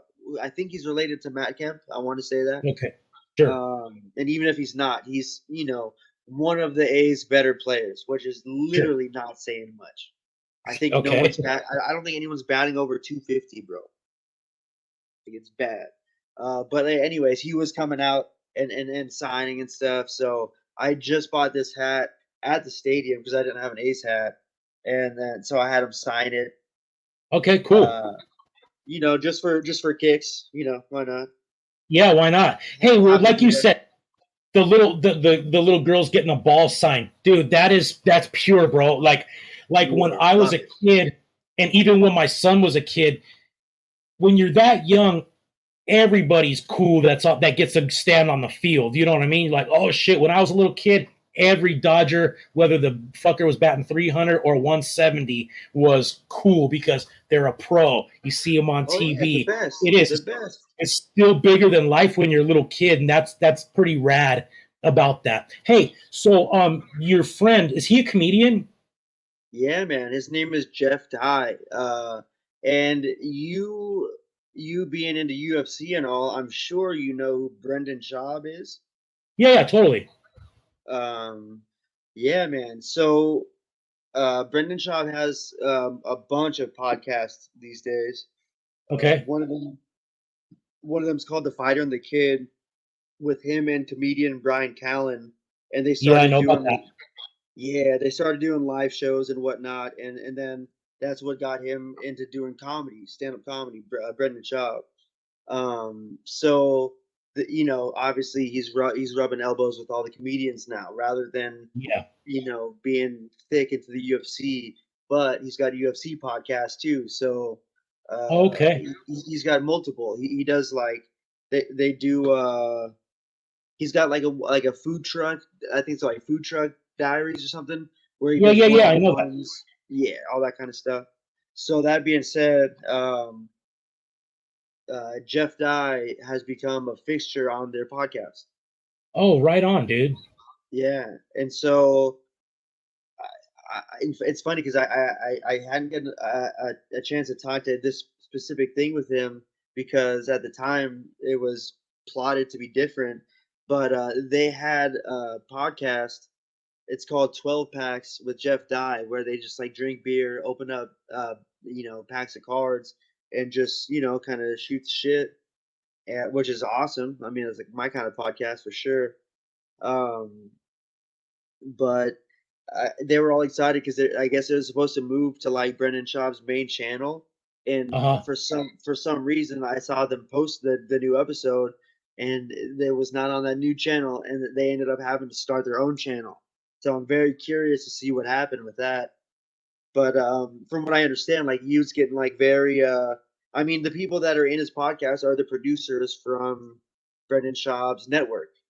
Sure. So very curious to see what happened with that. But yeah, man, he's this past year he's really been making more and more waves, and it's funny, man.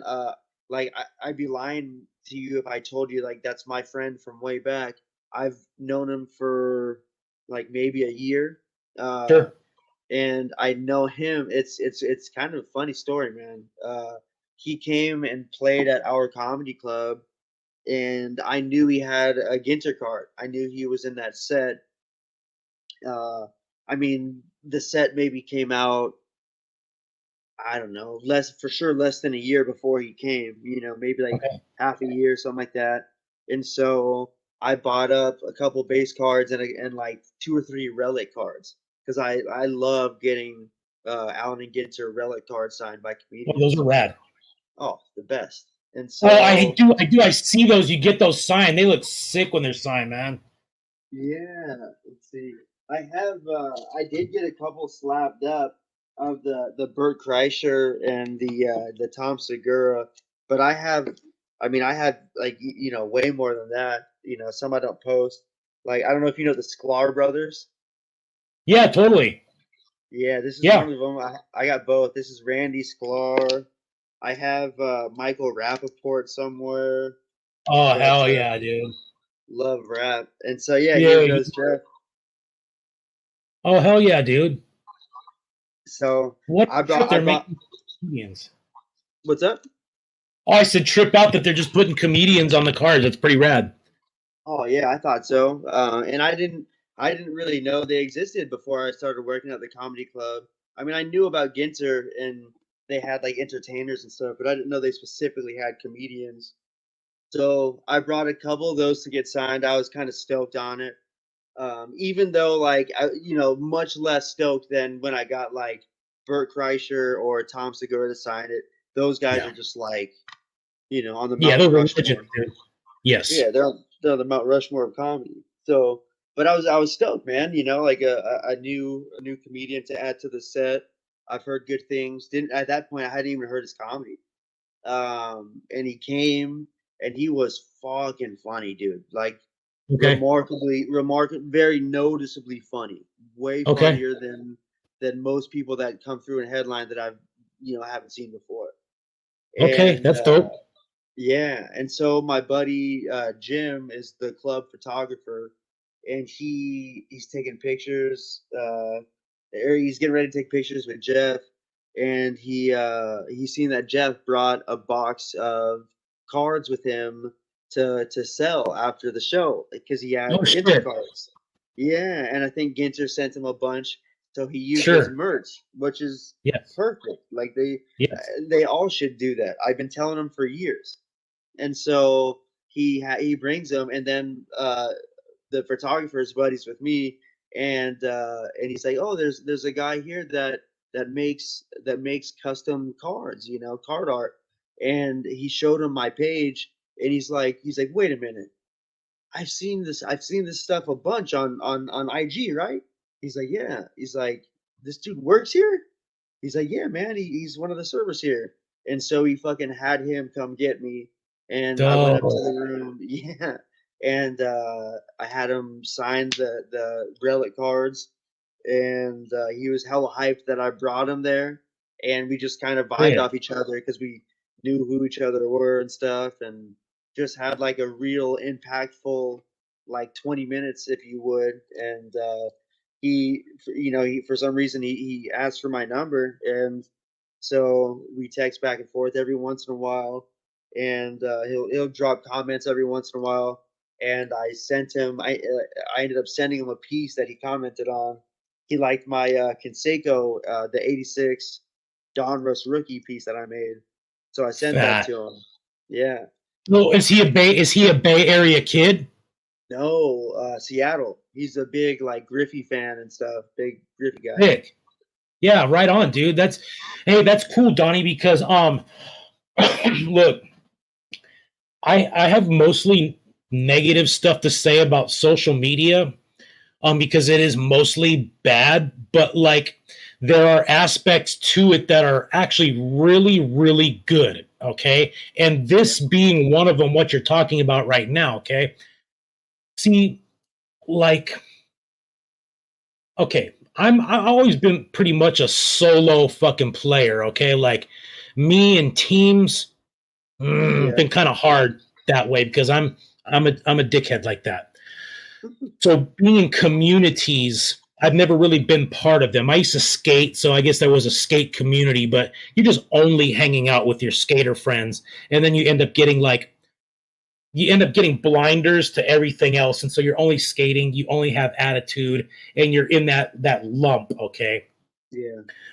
But so the lump that I'm in right now is like I said, keeps going back to the innocent times of my life, okay, when it was simple. You and your friends, you're buying cards, you're going to the liquor store with your $2 and you could buy a couple packs of cards, and then you go back to the house, you open them, you trade them, and you kill an hour at a time of just like, and you're 15, you're 14, you're 13, you could be thinking about girls, you could be thinking about blowing up a mailbox of fireworks, you know what I mean, just all that shit. And so it's cool to, like, after, because I stopped collecting in 1992. So I started in 89, and by 1992 it's pussy, it's drugs, it's booze, it's just 95% trouble. You know what I So mean? it was a pretty short window then that you had Yes. your little your Yes, and it stage. was like, literally when I was getting out, the boom was just about to happen. And so I actually missed the boom because I wasn't collecting anymore. You know what I mean? I ended up trading what shit. I collect a bunch of players. Will Clark is the main, that's the focus. But I collected anybody that I thought was bitching. I had a Daryl Strawberry collection, Boggs, Puckett, all kinds of people. But I traded those for comic books, and the only thing that I kept was the Will Clarks. There was something about the Will Clarks that I could not get rid of. And then, sure enough, in what 2016, you're talking about 2016.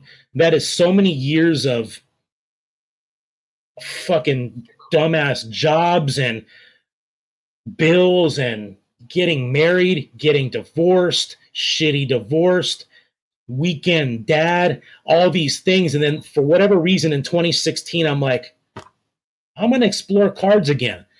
And it Yeah. was so bitching because it, I was literally not even discovering for the first time anything from 1993 I'm to telling you, yeah. 2016. And it was like, whoa. And now you can afford to buy it. You can afford to buy. You see a Will Clark autograph you like, you can buy it. Like Yeah. when I was a kid going to the card shop, like you said, man, my allowance would be like $5 a week. I get one pack, maybe two if I'm lucky, and I go for the cheap packs. But then you for sure not getting anything. And you know, I hit a relic one time. I When I was a kid, I pulled zero autographs, and for me, like autographs were part of my era of youth. Like they were somewhat new for sure, but like they existed. But not they didn't exist for people like me. Not when you're buying a Oh, pack at 7-Eleven or something. that was not even a thing for me. Yeah. Like I feel like for me, it was just there were only base cards Yeah, the growing only up. It was basic cards. just You had to get them only base signed. cards. You had to get them Yes, signed if you you got had them them signed. signed. And it's ironically, from what I understand, like for a long time, it was very frowned upon to sign a rookie card. Right, It's like, right. no, For you're whatever gonna take away stupid all the reason. value from the card, and just becomes about the signature. Like, yeah, right, dude. It's a freaking rookie auto. Like Yeah. I saw through that one, but way before the mainstream. I'm like, come on now. No, come on. That's like when the player touches the card, it adds value straight up.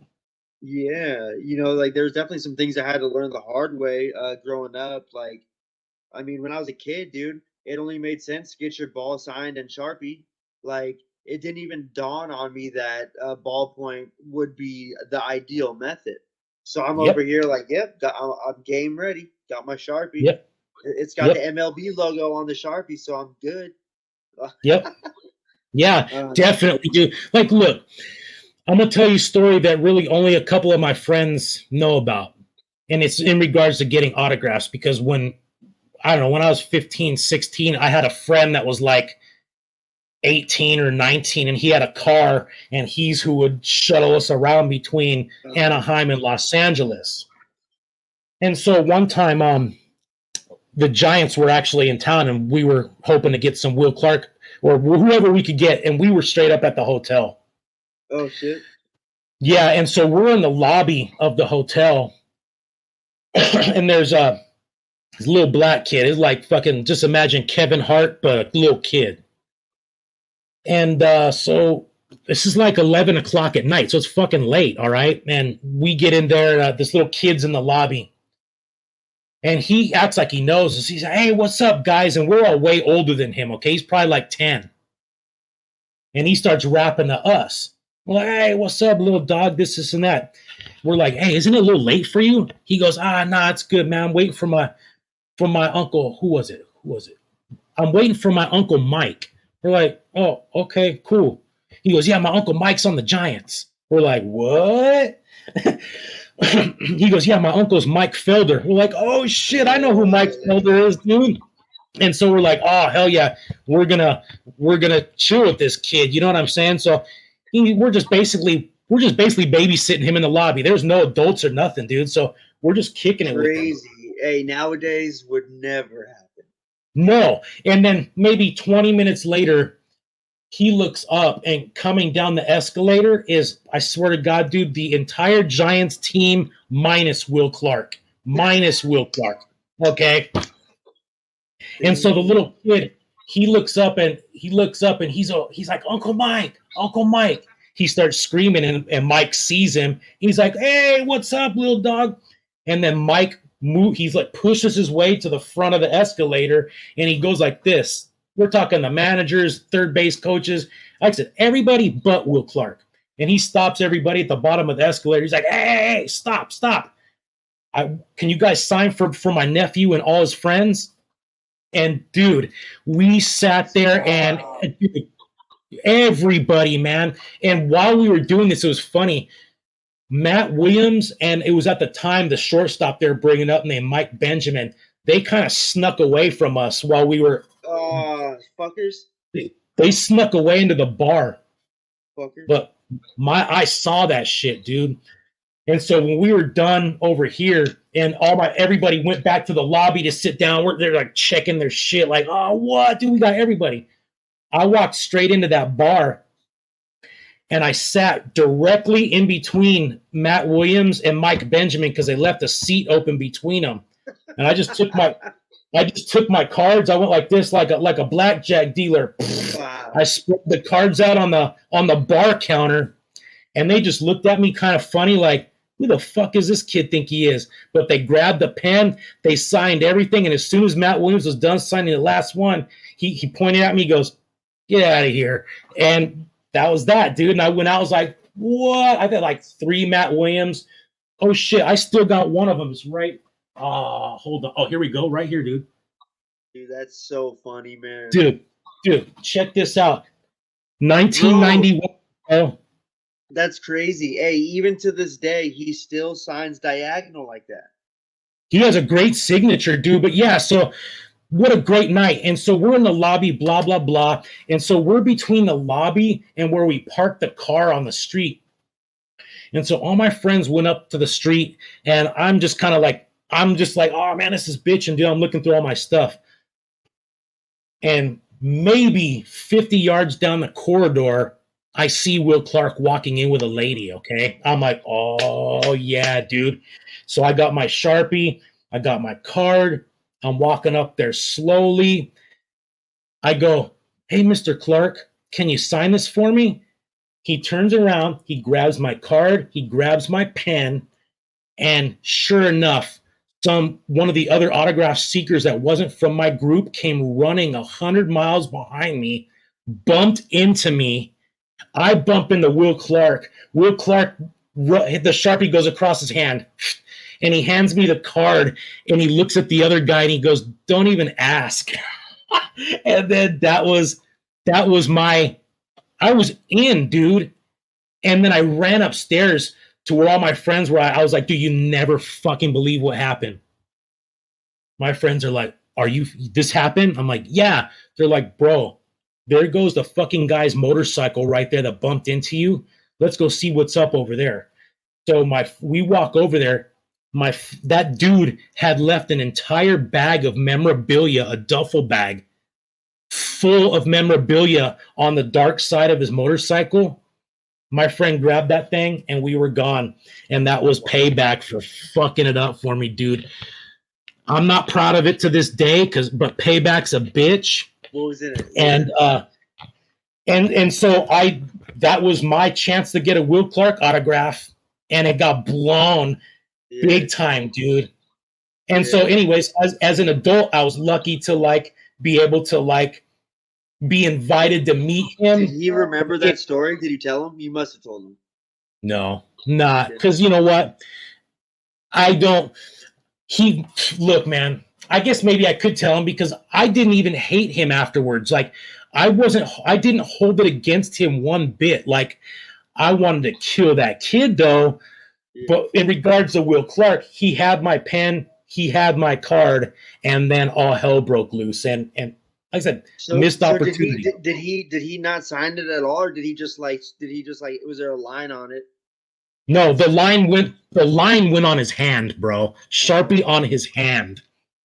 And then he just handed both the things to me and was like, later. Damn. Yeah, I wouldn't hold that against him, dude. Because he's about to sign it, dog. He's about to sign it. You can't hold that against him. He was. Yeah, and so I knew he was cool based on that. So like I said, I didn't hold it against him. But yeah, like it was literally 2019 was when I got to meet him. And then he signed anything I need signed, I can just send it to him. That's how it works now. That's awesome, man. That's awesome. Yeah, and I remember when you met him before that one signing he had, and you got like I remember the one that was cool was he inscribed it number 23 on the USA magazine. Yes, you remember that. So yeah, it's dope. And they say, "Oh man, you don't want to meet your heroes because they'll probably disappoint you." Unless your hero's Will Clark, dude. Come on. Right, unless it's Will Clark. Yeah. Hey, listen, what was in that duffel bag? I need to know. Oh my god, dude. Shit. That kid was able to capitalize on all that Giant stuff that we got that night. Tons of Dodger stuff. Shoot, I still got the Fernando Valenzuela ball that was autographed ball that was in there. Yeah, dude. I'm not proud. It was a guerrilla moment, but like, yeah, it happened, and yeah, so it was like just tons of autographs from whoever he could get between the teams, you know. So this is what was cool back then. You had 2 opportunities at the Dodger game to get 3, as a matter of fact. One, if you went to batting practice, when they walk out, and then before the game, and then before the parking lot was accessible to you, so you could just be on the other side of a chain link fence, handing cards and shit through the chain link fence to like shit, I got fucking Vince Coleman that way. I got Lee Smith that way. Bunch of Cardinals that way. But it was different back then. Like at Anaheim Stadium, the shuttle would literally pull up on the side of the stadium, and the guys are walking out, and you just hand them as soon as they're walking out off the shuttle, they're signing stuff. So it's just different. It's not as accessible once they're outside the stadium. Yeah, no doubt. So I want to ask two questions. The first one, do you remember the first Major League Baseball player that you met that that was memorable to you? Of course you do. You must. Well, so for me, I've been lucky enough to meet so many players and actually have experiences with them. So let's say the first player I ever met was like Bill Russell from the Dodgers. Okay, he's not a superstar. He was known, but like when I was a kid and I met him, like I said, he was a Dodger. I recall seeing him on TV. And to me, if you were on TV and you get to meet that person outside the boob tube, Yeah. that person could be the pinch hitter for the team, and you're like, whoa. Well, he's So also in the NBA Hall of Fame. different Bill Russell. But yeah, let's see, probably because I had met Darryl Strawberry before I had met Will Clark. And how I met Darryl Strawberry was we were at the hotel waiting for them to get there after the game. Okay, whatever. My best attribute was as an autograph seeker was I was quiet. Okay, and I was very polite. I wasn't screaming. I wasn't demanding. I was never shaking about trying to get the attention. I just somehow was able to just, bam, get in there and get that, okay? So while everybody's making noise over here, I'm walking in the little front of the hotel because they're going in the side door. I'm walking in the front door, and I'm in the lobby now. They're going in the side door and having to go through the lobby to get to the elevator. So I'm literally just waiting for Darryl inside the lobby there. He walks across by himself. He gets into the elevator. I slip into the elevator with him. Only me and Darryl Strawberry. I'm not saying anything. I'm not giving any inclination to wanting an autograph. We get up to the penthouse. That's when I ask for the autograph. I'm like, hey, Mr. Strawberry, can you sign this for me? And he goes, damn, dude. He goes, ain't it a little late for you to be out here all by yourself? I'm like, oh, that's cool. All my friends are outside. He goes, all right. He goes, what's your name? I'm like, Bill. He signs my card. He hands it back to me. He goes, once you get home, Penthouse Bill. And they closed the elevator closed, and he left. So he gave me a nickname, Penthouse Bill. I thought that's a pimp name, dude. Get out of here, and so Penthouse Bill. I got some fucking hoes to bang. Exactly. And so for me, Darryl Strawberry was maybe my second favorite player at that time. You know what I'm saying? Like I liked Will Clark, and I liked Howard Johnson, and Darryl Strawberry from the Mets were like my top three guys. So it was nice. sick getting to meet Darryl. Darryl was like, how can I say? He was larger than life. When was this? This was the like late 80s, like 89. This was probably so. This autograph is from 91. So it was 1990. You have a Darryl Strawberry autograph? You have it with you? No, I was referring to my Matt Williams because I got this after that. So I was just all of that's gone. My friend Sean Evans was the number one Strawberry guy around town. So I was able to make a little money off that autograph when I was a kid. So, a little hustling. Like you said, there's other stuff that you can't. The Will Clark stuff, that's, like I said, a non-negotiable. Everything else, like, you got a friend that probably likes this guy more than you like him. You know what I'm saying? And if they don't got that, that's where friendship and trades and all that works out perfect because you've probably experienced this, and this is where I'm circling back to the positivity of the communities in IG. They look out for me, dude. My community looks out for me in regards to Will Clark shit. I get DMs all the time. Hey, you got that? Nah, I ain't got that. Oh, it's yours. You got that? Yeah, I got that. All right, cool, man. Just looking out. That is the shit, dude. I mean, like literally, That's the that's extra. positive. I That's the yes, that's the what that's positives. a huge positive because in the end, yeah, I've had to buy some stuff from people here and there, stuff that I want, but whatever, that's fine. You really see the generosity when somebody just flat out gives it to you. Yeah, I've birthed like multiple relationships that are we literally just we don't trade. We literally send each other shit. Like like literally just mystery packages like every whatever, you know, every like 4 or 5 months. Yeah, And it just started with a silly, hey, do you have this or blah blah blah, and then someone sends you something silly for free, might not be worth much, but it's a nice gesture. Then they send you something, you know. Then you send them something. They send you something nicer, and the oh, excuse me, man. yeah. It's funny. The last time he sent to me, he wrote my address wrong. Oh, It's my address is 173. He wrote 175 on it. damn. So and the whole time he's over here like, yo, it says it was delivered, like, and I'm like, I didn't get it, bro. Like, I don't know what to tell you. And it was there was no like numeric value on it, so it's not like he tried to rip me off. It's literally Right. we're literally sending each other like stuff for fun. Yes. Uh, it's like I said, I knew he wasn't like lying. I knew it was a thing. Um, but I figured it was gone. You know, I mean, you know, it says it was delivered. It wasn't. Yeah. It's gone. You know,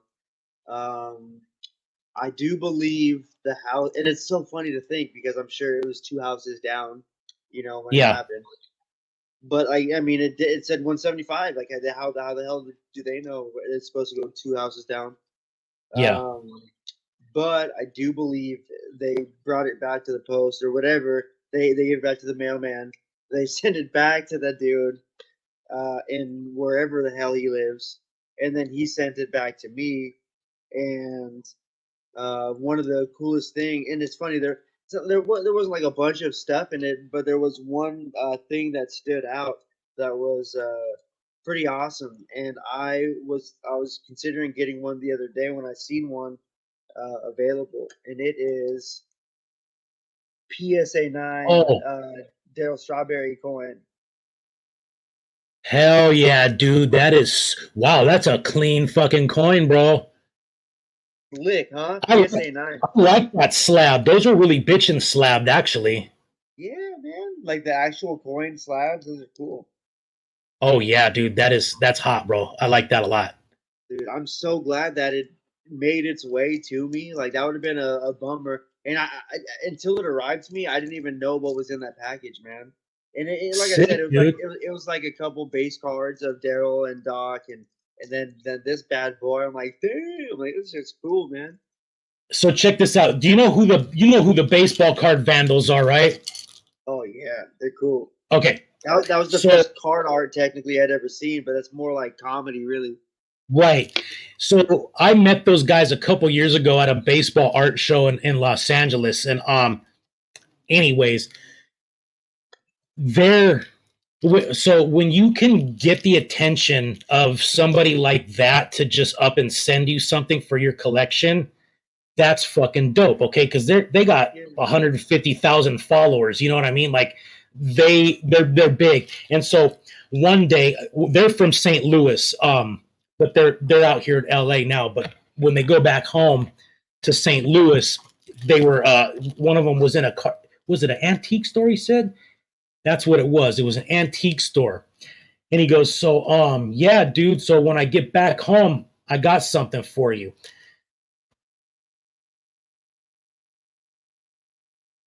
See what this is? It's a fucking light switch, dude. Oh snap, dude! Hey, damn. Right. And so, like, when people are in other states and they're like, oh shit, I know exactly who'd want that. How about that, dude? I'm Like, pretty sure. I'm pretty sure. Those postcards that I sent you. I can't remember if I got those at National or a card show in the Bay Area. Yeah, dude, similar thing. those are so dope. Okay, I bring this up on my podcast quite a bit. And what it is when I was a kid, it was a collector's fucking paradise, dude. Look at my room. This is just all Will Clark wacky shit, dude. The '90s had so much wacky stuff. They're making the coins that you just showed me, the Daryl Strawberry coin. The kids today have no idea what real collecting is, and like having so many offerings like that, it's ridiculous. Like, and the only reason my room can look, dude, this is only one and a half of a wall right here that you see. If the camera's flipped around, that wall's filled with Will Clark shit. Your This room wall looks a right lot like mine, man. It looks very yeah, similar, more similar than anybody else that I've seen. yeah, and it's kind of cool. And so now today, what the kids get is they get the prism. They get the one card in 20 different variations rather than 40 cards Well, and from also, yeah, also stuff like this, man. You got like the Panini one that card. So you buy yes. it in a box, just like Dynasty from Topps. It's like one card, $700 box, and most cards that you'll pull from it, like if you go and look on eBay, like you're most likely gonna pull like a $200 card, $300 card out of a $700 card box. But Wow. people are buying them, dude. Like I guess in hopes to get that, Justin Herbert, that one, those few cards that are super crazy. Yeah. But like, I mean, imagine you buy a $700 Panini one box and you pull a Frank Gore auto, someone that's going to be for sure Hall of Fame. You're going to sell for a couple $100, man. Like, Yeah. you can't even be Yeah. happy about that pull. Crazy. Yeah, well, see, that's just it's look, the aspect of collecting is different.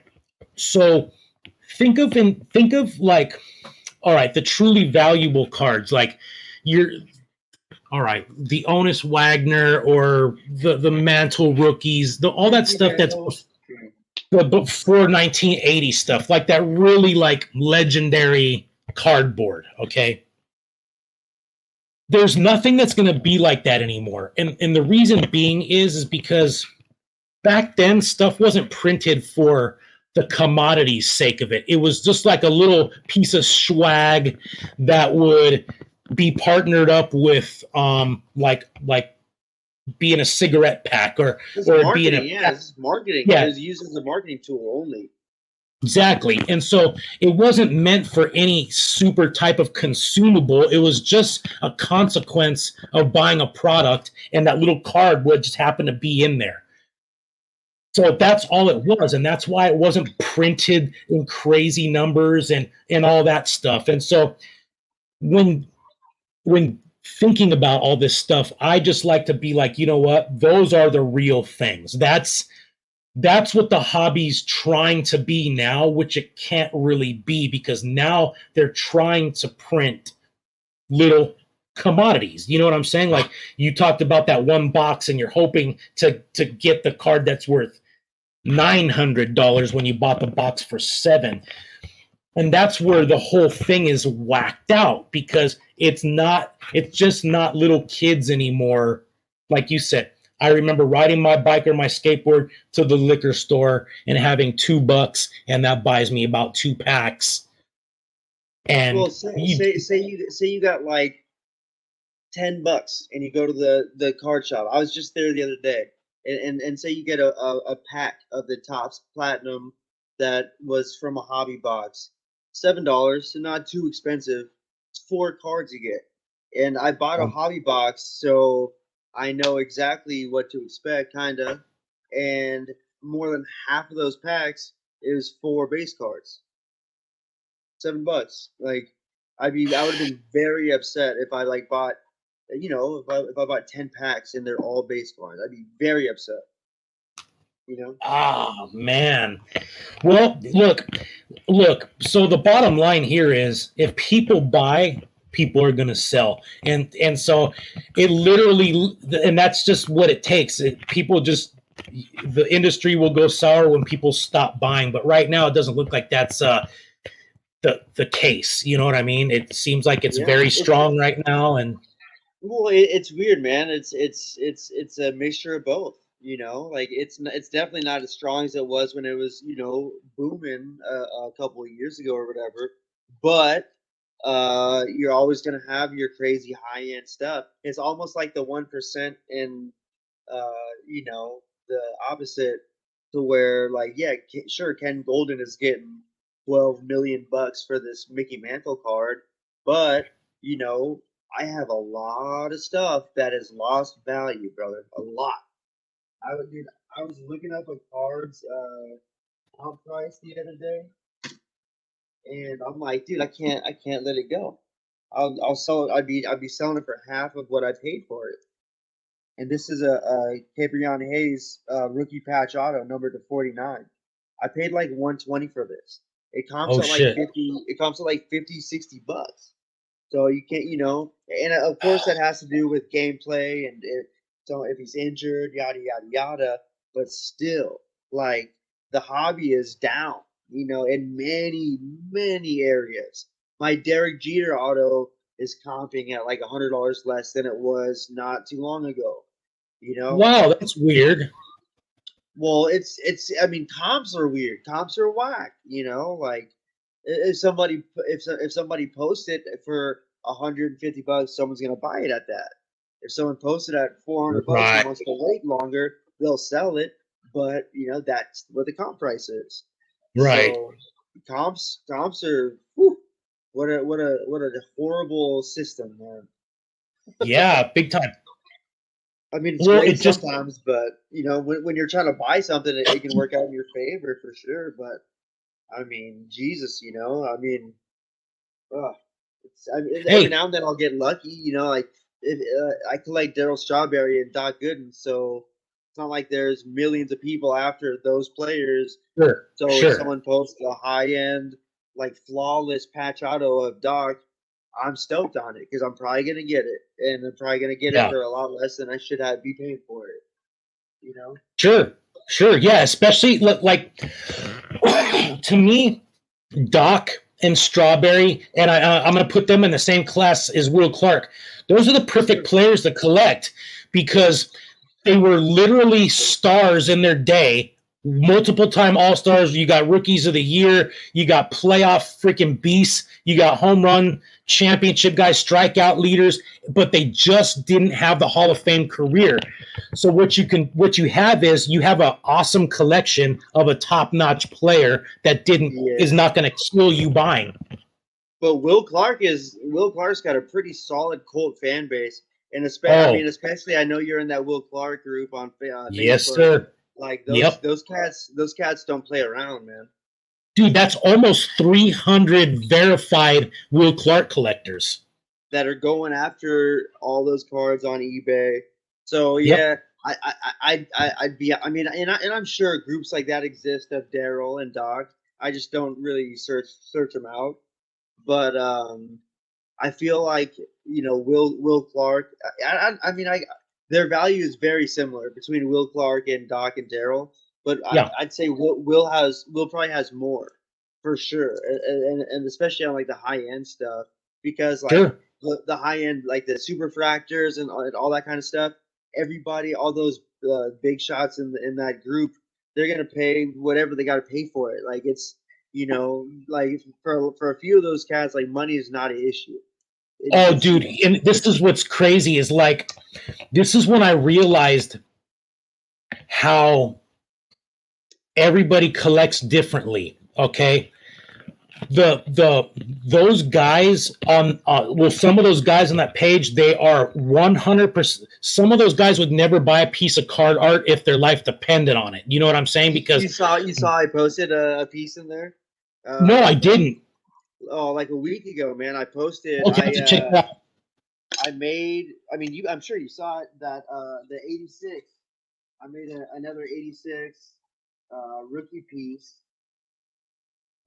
and I posted it because someone posted something else that had to do with art or something, where they Uh, posted. They're like, "Yo, I'm curious to see what you guys think," and then I posted this on a similar basis, yeah, I and remember that one from Instagram. yeah, I Yeah, that's posted it dope. on the in the Facebook group, and it got a friendly response. I mean, it probably got like 12 likes or something, Yeah, but yeah. um, definitely no one was hitting me up to buy it. That's for sure. You know. No, those guys are pretty particular in regards to what they're collecting. But yeah, you're right. Some of those guys, they scoop up every I single one like of this those. one too, man. Dude, it looks great. All that orange and black looks super fat, dude. You know what? You know what is a weird, very minor detail that most people, maybe including you, probably wouldn't even pick up unless I said it. Um, I wanted there to be some of that color showing on top, so I cut that image down like 2 centimeters. Yeah, dude. That's clean, bro. Otherwise, otherwise the hat would have gone to the top of the border, and you wouldn't have seen the Oh, whole pattern. so you cut like his shoulders down and dropped him. Yeah, I cut like 2 centimeters down from the image from the bottom border. Like I said, Yes, like most people wouldn't even notice that right. Yeah, to get the extra bordering in there. on That's top. clean, Yeah, dude. Really sharp. yeah, dude. I wish my talent level was where it is now when people were buying card art at its peak. Oh, Because dude, 20. I was selling pieces I had no business even selling when I first would start out, dude. I'll say it. Right. Some of Yeah. my first pieces when people post it, it's like, damn, dude. I almost want to send them like another one. It's like, damn, dude. No, But that's hey, part of the it's progression. cool to see it's nice to see the growth. You know what I'm saying? But yeah, I do hear what you're saying because if you were where you're at in 2020, fuck, bro, that was such a great year for card art sales, man. It was out of control. It was out of It was good. control. I mean, there was a point in time where I was averaging at least one sale a day for like $200 a piece. I'm like, I lowered my availability at my job for it. You know, Right. definitely not there anymore, man. But you Yeah. know, there are certain projects that make it worthwhile. One of them being that killer Star Wars project that I've been doing with Luke. We're making a Yeah, those are 30. fresh. Dude, they're cool, man. They've gotten a great response, and unfortunately, we can't sell them to anybody else because they're literally contracted to all be one of ones. Got you. Yeah, wow, dude. Hey, so where are you getting those cards at? Dude, they don't exist. They never existed. I had these designed by Loyal Luke. He and I are co-making this project. Okay. He designed the actual card, obviously based on Prism, or Select, should I say? And Dude, those are instead of killer. select, it says Star Wars at the top, and I'm hoping that since they're all one of ones, that we'll be in the clear in case any BS came our way. But it's not like we're going out of our way to market these hardcore like this, for one sale. But No, yeah, you should be fine. I mean, yeah, one of ones, I think you're safe. You know what I mean? It's once you from what start I getting into the understand, from the print, when you start getting into the print aspect, is when you start ruffling feathers. yeah. So one thing that I'd love to show. I mean, I got a couple pieces near me. Um, I've really enjoyed working. I mean, obviously with chopped up refractors for the backgrounds and whatnot. Yes. That's something that came into my repertoire early on that I never wanted to, fully abandon. It's funny because Yeah. when I started making all those, uh, like pieces with like the old like 70s wallpaper type Yeah. backgrounds, the floral stuff. That was, I mean, I started experimenting with a bunch of other stuff because I had chopped up all my refractors, man. Nice. I'm like, I got no more, dude. And by that point, I hadn't really got a system down of like purchasing. I didn't know what I wanted. I didn't know what Yeah. refractors I wanted. I didn't know what to look for. Yada yada yada. I guess all a progression of things.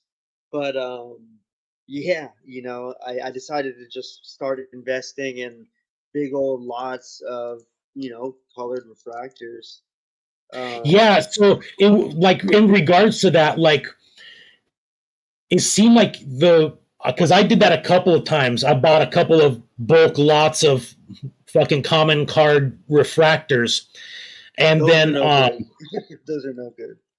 and then I cut them all up and whatnot, and then I basically used my entire cachet of refractors, and then I went back to buy another lot, and the price just went up. And so I was like, man, like looks like I have to try something else because really the only thing I was using the card for was to cut the little refractor border from around it. You know what I'm saying? Yeah. So anyways, it's kind of like I said, that's the challenge. You know what I'm saying? It's like you have to change sometimes because of what is available to you. It's not a. I mean, people don't really understand this, but there's literally not always. It's not always readily available to get a bulk lot of a certain color refractor that you need. Right. That's you need 200 gold refractors. Good luck.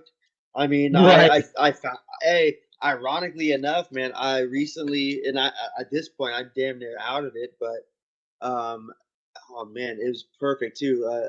I bought a lot of blue and gold refractors, 2003 tops chrome. They were all Sick. numbered and uh, just perfect color to it. Um, like I think this blue and gold is from it. That's in this. Damn, dude, Yeah, that thing is blingy. thanks, man. Yeah, that's a fun one.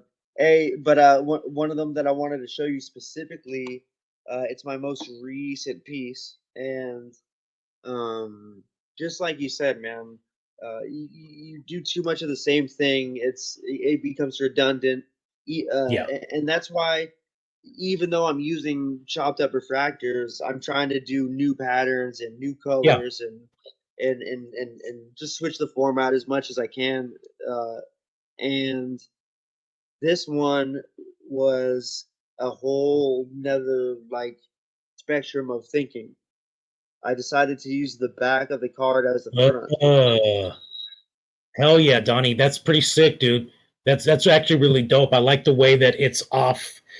It's to the right, the picture, and then you got the stats over there on the left. That thing is dope, bro. And you're talking about Michael Jordan stats. Yeah. Let's read Yeah, them, that's pretty shall hot. we? Man, Look, do you know his rookie season he was averaging 37 points a game? look, look. I literally just was yesterday watched a documentary on Wilt Chamberlain. Okay, Ooh, Will the Stilt, baby. and so this whole debate on LeBron and Michael Jordan, there's no debate, dude. You can't compare the guys because even when they're talking to Michael Jordan, he's like, nah, man. He goes, that talk right there is for everybody else to decide. He goes, Wilt Chamberlain was a beast. He goes 100 points in a game. He goes, one year he averaged 50 points a game and 25 rebounds. Like Jesus. you're just never gonna see that again. And but you can't discount it because a lot of those white boys are so fucking short. It's just the way that it was. And so when you're comparing like, oh, Babe Ruth couldn't hang in today's game. Bullshit, Babe Ruth couldn't. because Babe Ruth he'd have the same access to the training and all the same stuff as the guys today. And then with Babe Ruth's demeanor and his personality, he would be the biggest social media thing in the world because of who he was. That doesn't change. Babe Ruth was a pimp.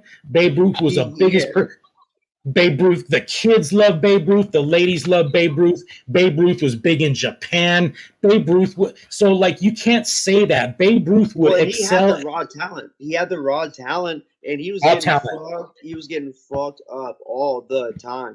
So Yep. if he's in today's game, rather than getting blacked out after every game, he's going to be icing up, training, going into like hyperbolic chambers and all Yep. that kind of stuff. Like yeah, just like you said, bullshit. Babe Ruth wouldn't be a savage. No. He'd be So the best player in the game, or in the whatever. game, He'd be killing it. He'd be killing it. he'd be killing it. And so that's so for me the whole like you can't compare like that, dude. And when look when the stars themselves say don't do it, dude. Just don't do it. How can you even compare a center with a guard and a guard with a forward? Everybody's LeBron is the shit. Yes, well, nobody's saying that, but we're also saying that, man, when you watch Wilt Chamberlain, when you're watching him do that on the court, you're like, wow, dude. And then when you hear the people he played with talk about the not just a basketball player he was, but the actual athlete that he was, how he could bench press 650 pounds and how he could squat 1,000, how he could jump well over 48 inches in a standing vertical leap. Yeah. And put it this way, when he was in his 50s, he got to work out with Arnold Schwarzenegger during the filming of a movie like Conan or something like that, because Wilt Chamberlain was in Conan. Arnold Schwarzenegger was like, nah, I'm not working out with this guy anymore because he's fucking stronger than me and puts me to shame in the gym. Arnold Schwarzenegger said that. So anyways, Wilt Chamberlain was a beast. So you just can't compare. People want to do it, but it's just something you can't really do. And yeah, man, I agree with that. And something about LeBron James. There is a LeBron James because there was a LeBron James watching Michael Jordan play basketball and watching Kobe Bryant play basketball. That doesn't happen. He emulates his stuff off of Charles Barkley, off of someone else. And then it's a whole different conversation. That being said, you might appreciate this, man. Have you? I'm assuming you have Netflix. You watch a little Netflix from now and then. Dude, have you seen the And One documentary? I just watched it yesterday, dude. I was in this weird basketball fix yesterday in the last couple of days. I watched it yesterday. That shit was fucking dope. It was fire. I couldn't put it down. Like I think it was like a couple episodes, maybe 1 or 2 episodes. I'm like, damn, I didn't want it to end, man. Yeah, it was great, dude. Yeah, and what a strange like cultural phenomenon that just like was literally lightning in a bottle, and then that bottle fucking broke and just disappeared, dude. Because I mean, there was a bunch of runoff. Like, I mean, I was a kid. I didn't know, I didn't know they lost their head designer, and they couldn't, get their shit back on the board and decided to sell it. All I knew is it became less and less in the stores, less and less people wearing it, and then it's gone. Yeah. So what I noticed from that is you so oh man, this is funny. I'm glad you just watched that. That's awesome. I just watched it too. Fresh off it, bro. Like literally yesterday, I just watched it. What I noticed is like as soon as you start to want to as soon as you want to start competing with the big bad wolf is when the problems start. So if they had just stayed in their own little and one lane, I think they'd still be cracking off. But they wanted to compete with Nike, and Nike's its own thing. You know what I mean? And it's like it was a bigger bear than you could, just a bigger battle than you could chew off. Yeah, is what it seemed like. The funniest thing is how much props they gave to that how much props they gave to that Nike commercial. That commercial was so iconic, dude. Mm-hmm. Like that like you know they have like award shows for movie of the year and all that and like stuff that took like pretty much like the whole cultural you know slot for the entire year. Like that commercial was talked about more that year than any other you know form of media Because it was the baddest commercial. ever. Straight up. That Yeah. commercial was sick, dude. And this is what's funny is how like Nike was almost like Nike was almost like on the outside looking in to that phenomenon with And One, and that commercial was like, "We're taking it from you right now, dude. Right Taking now, it and they knew it. They knew right it. now, right now." Because at that point, they did. They had people like Jason. They had Jason Williams in the league, who was the NBA version of And One. Yeah, he was Remember the Jason professor. Williams, dude? Yeah, The he was the pro, dude. He professor was of the NBA. NBA. Think about that, dude. So it's almost like, wow, it sucks for And One actually, dude. But you know, like I said, if they just stayed in their lane, it would they probably but they wanted to be a competition of Nike, and that you can't do that, dude. Look, this is what Nike does. They wait on the sidelines until something's perfectly safe to invest in. And they did the same thing with skateboarding. Oh yeah, They wait they waited until skateboarding was 100% mainstream and safe, and then bam, they were in, and they're the biggest shoe company in skateboarding. yeah, no doubt about that. Because they were dabbling on the sidelines for a long time, like making prototypes and working with skaters. And who was it? Paul Rodriguez. Remember Paul Rodriguez? He Yeah, the was P the Rock man. P Rod was their first guy that they brought, and they waited. P Rod was the best street skater in the game as soon as he signed his Nike contract. Yeah, that dude was a beast, man. And they had, and it's funny because they had a few obscure skaters too that like I'm sure a bunch of people don't even know about. Do you remember Reese Forbes? Absolutely. Yeah, Reese Forbes. Absolutely. So that was one of the first pros on Nike. And it wasn't like a huge deal. It wasn't like they were trying to fucking put Nike on his back and all that. But they designed a particular shoe for him that had like a camo look to it.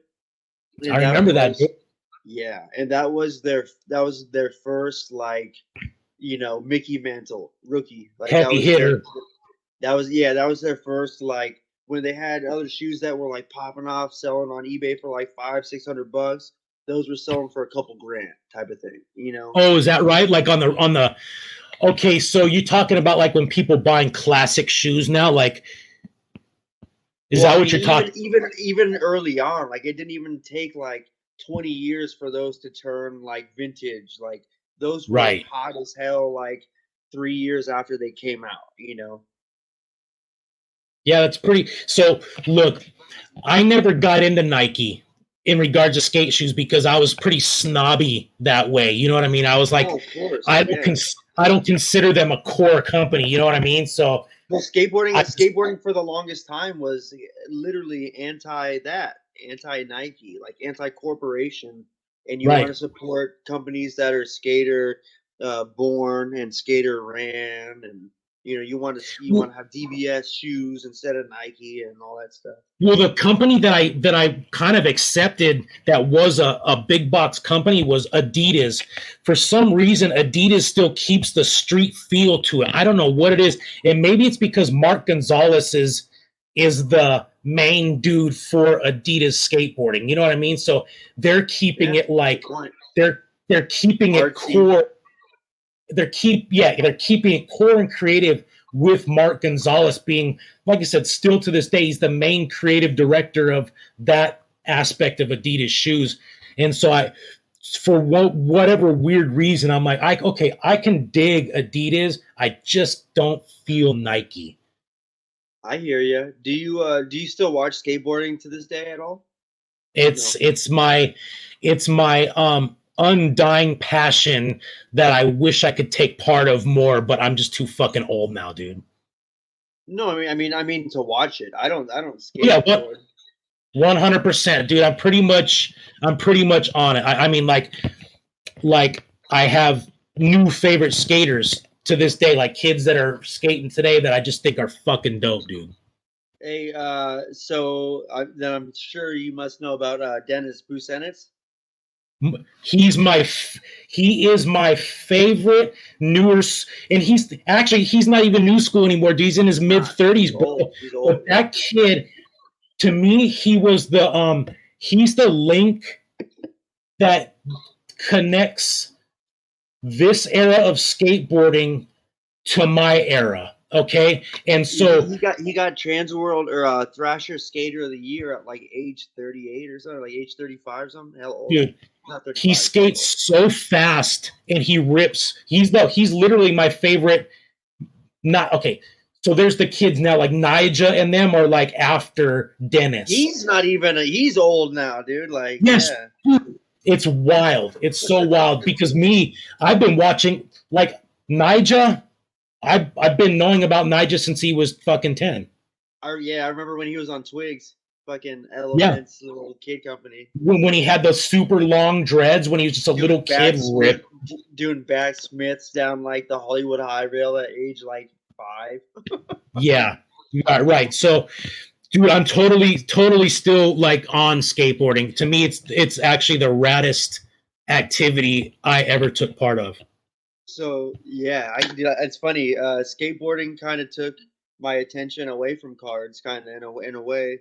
Um, but it was a progression. It was a progression of being real into sports cards from like age, probably like maybe like 8 to 13, maybe like that, something like that. Probably less even, like 8 to like 12, 10, 12. And then Pokemon came out, dude. Oh yeah, Pokemon was such a big deal. And it's so funny because it was a progression, man. Like at first Pokemon wasn't accepted. It was stupid as nope, hell.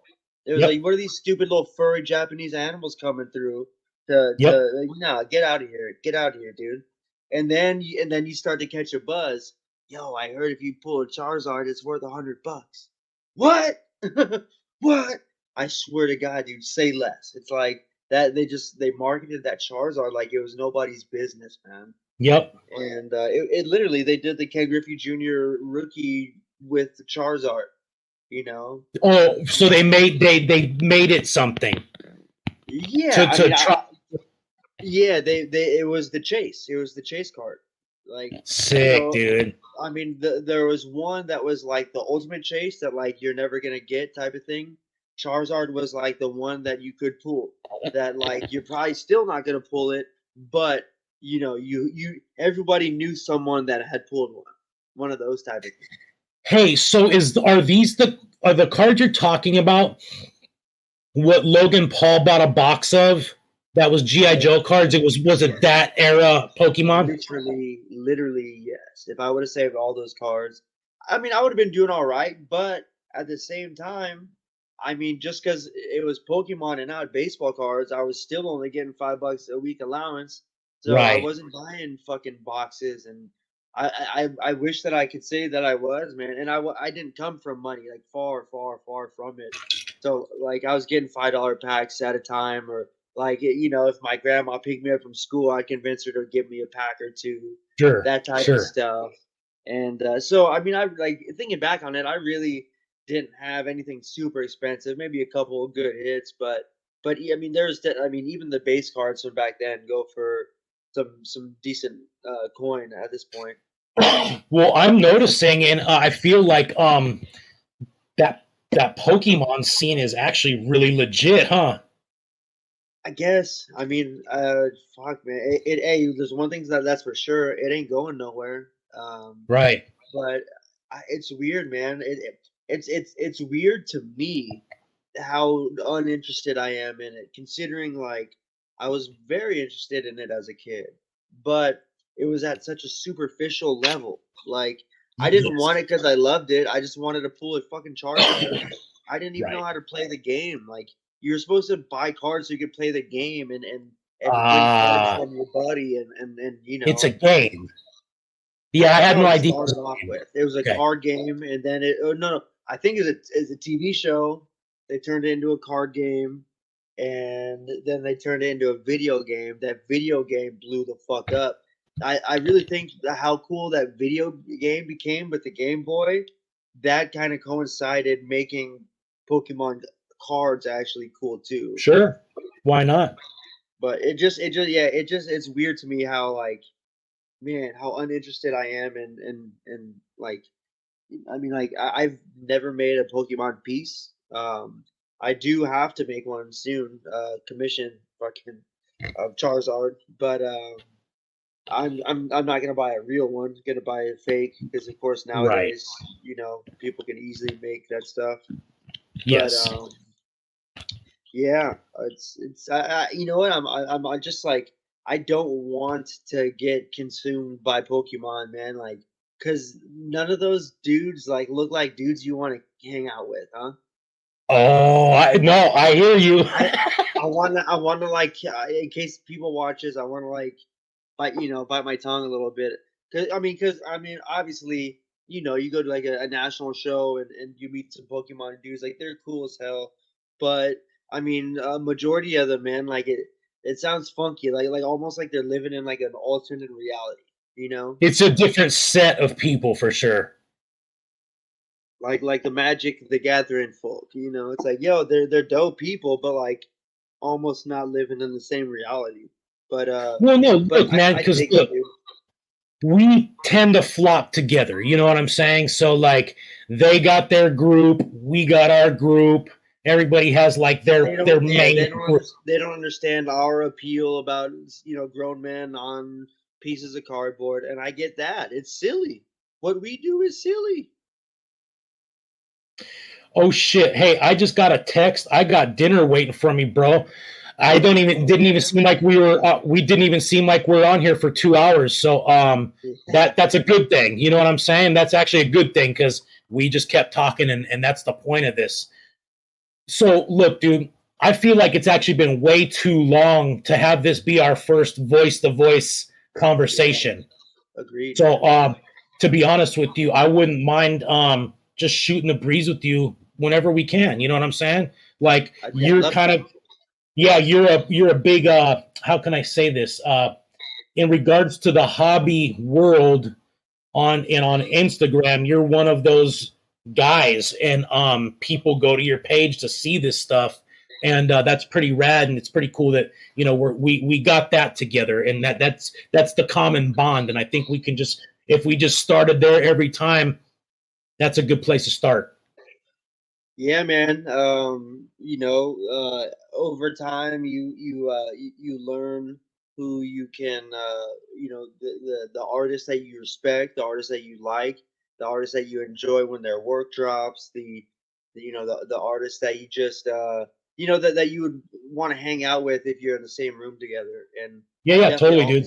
I've always considered you one of those guys, man, for sure. Hey, I appreciate you, Donnie, for coming on, dude. So let's not let it be too long for the next one, but I appreciate you, man. Have a good one, Donnie. Sounds good, brother. We'll talk soon, man. Have a good night. All All right. right, dude. You too, bro. Thanks again, man. Absolutely, buddy. Peace.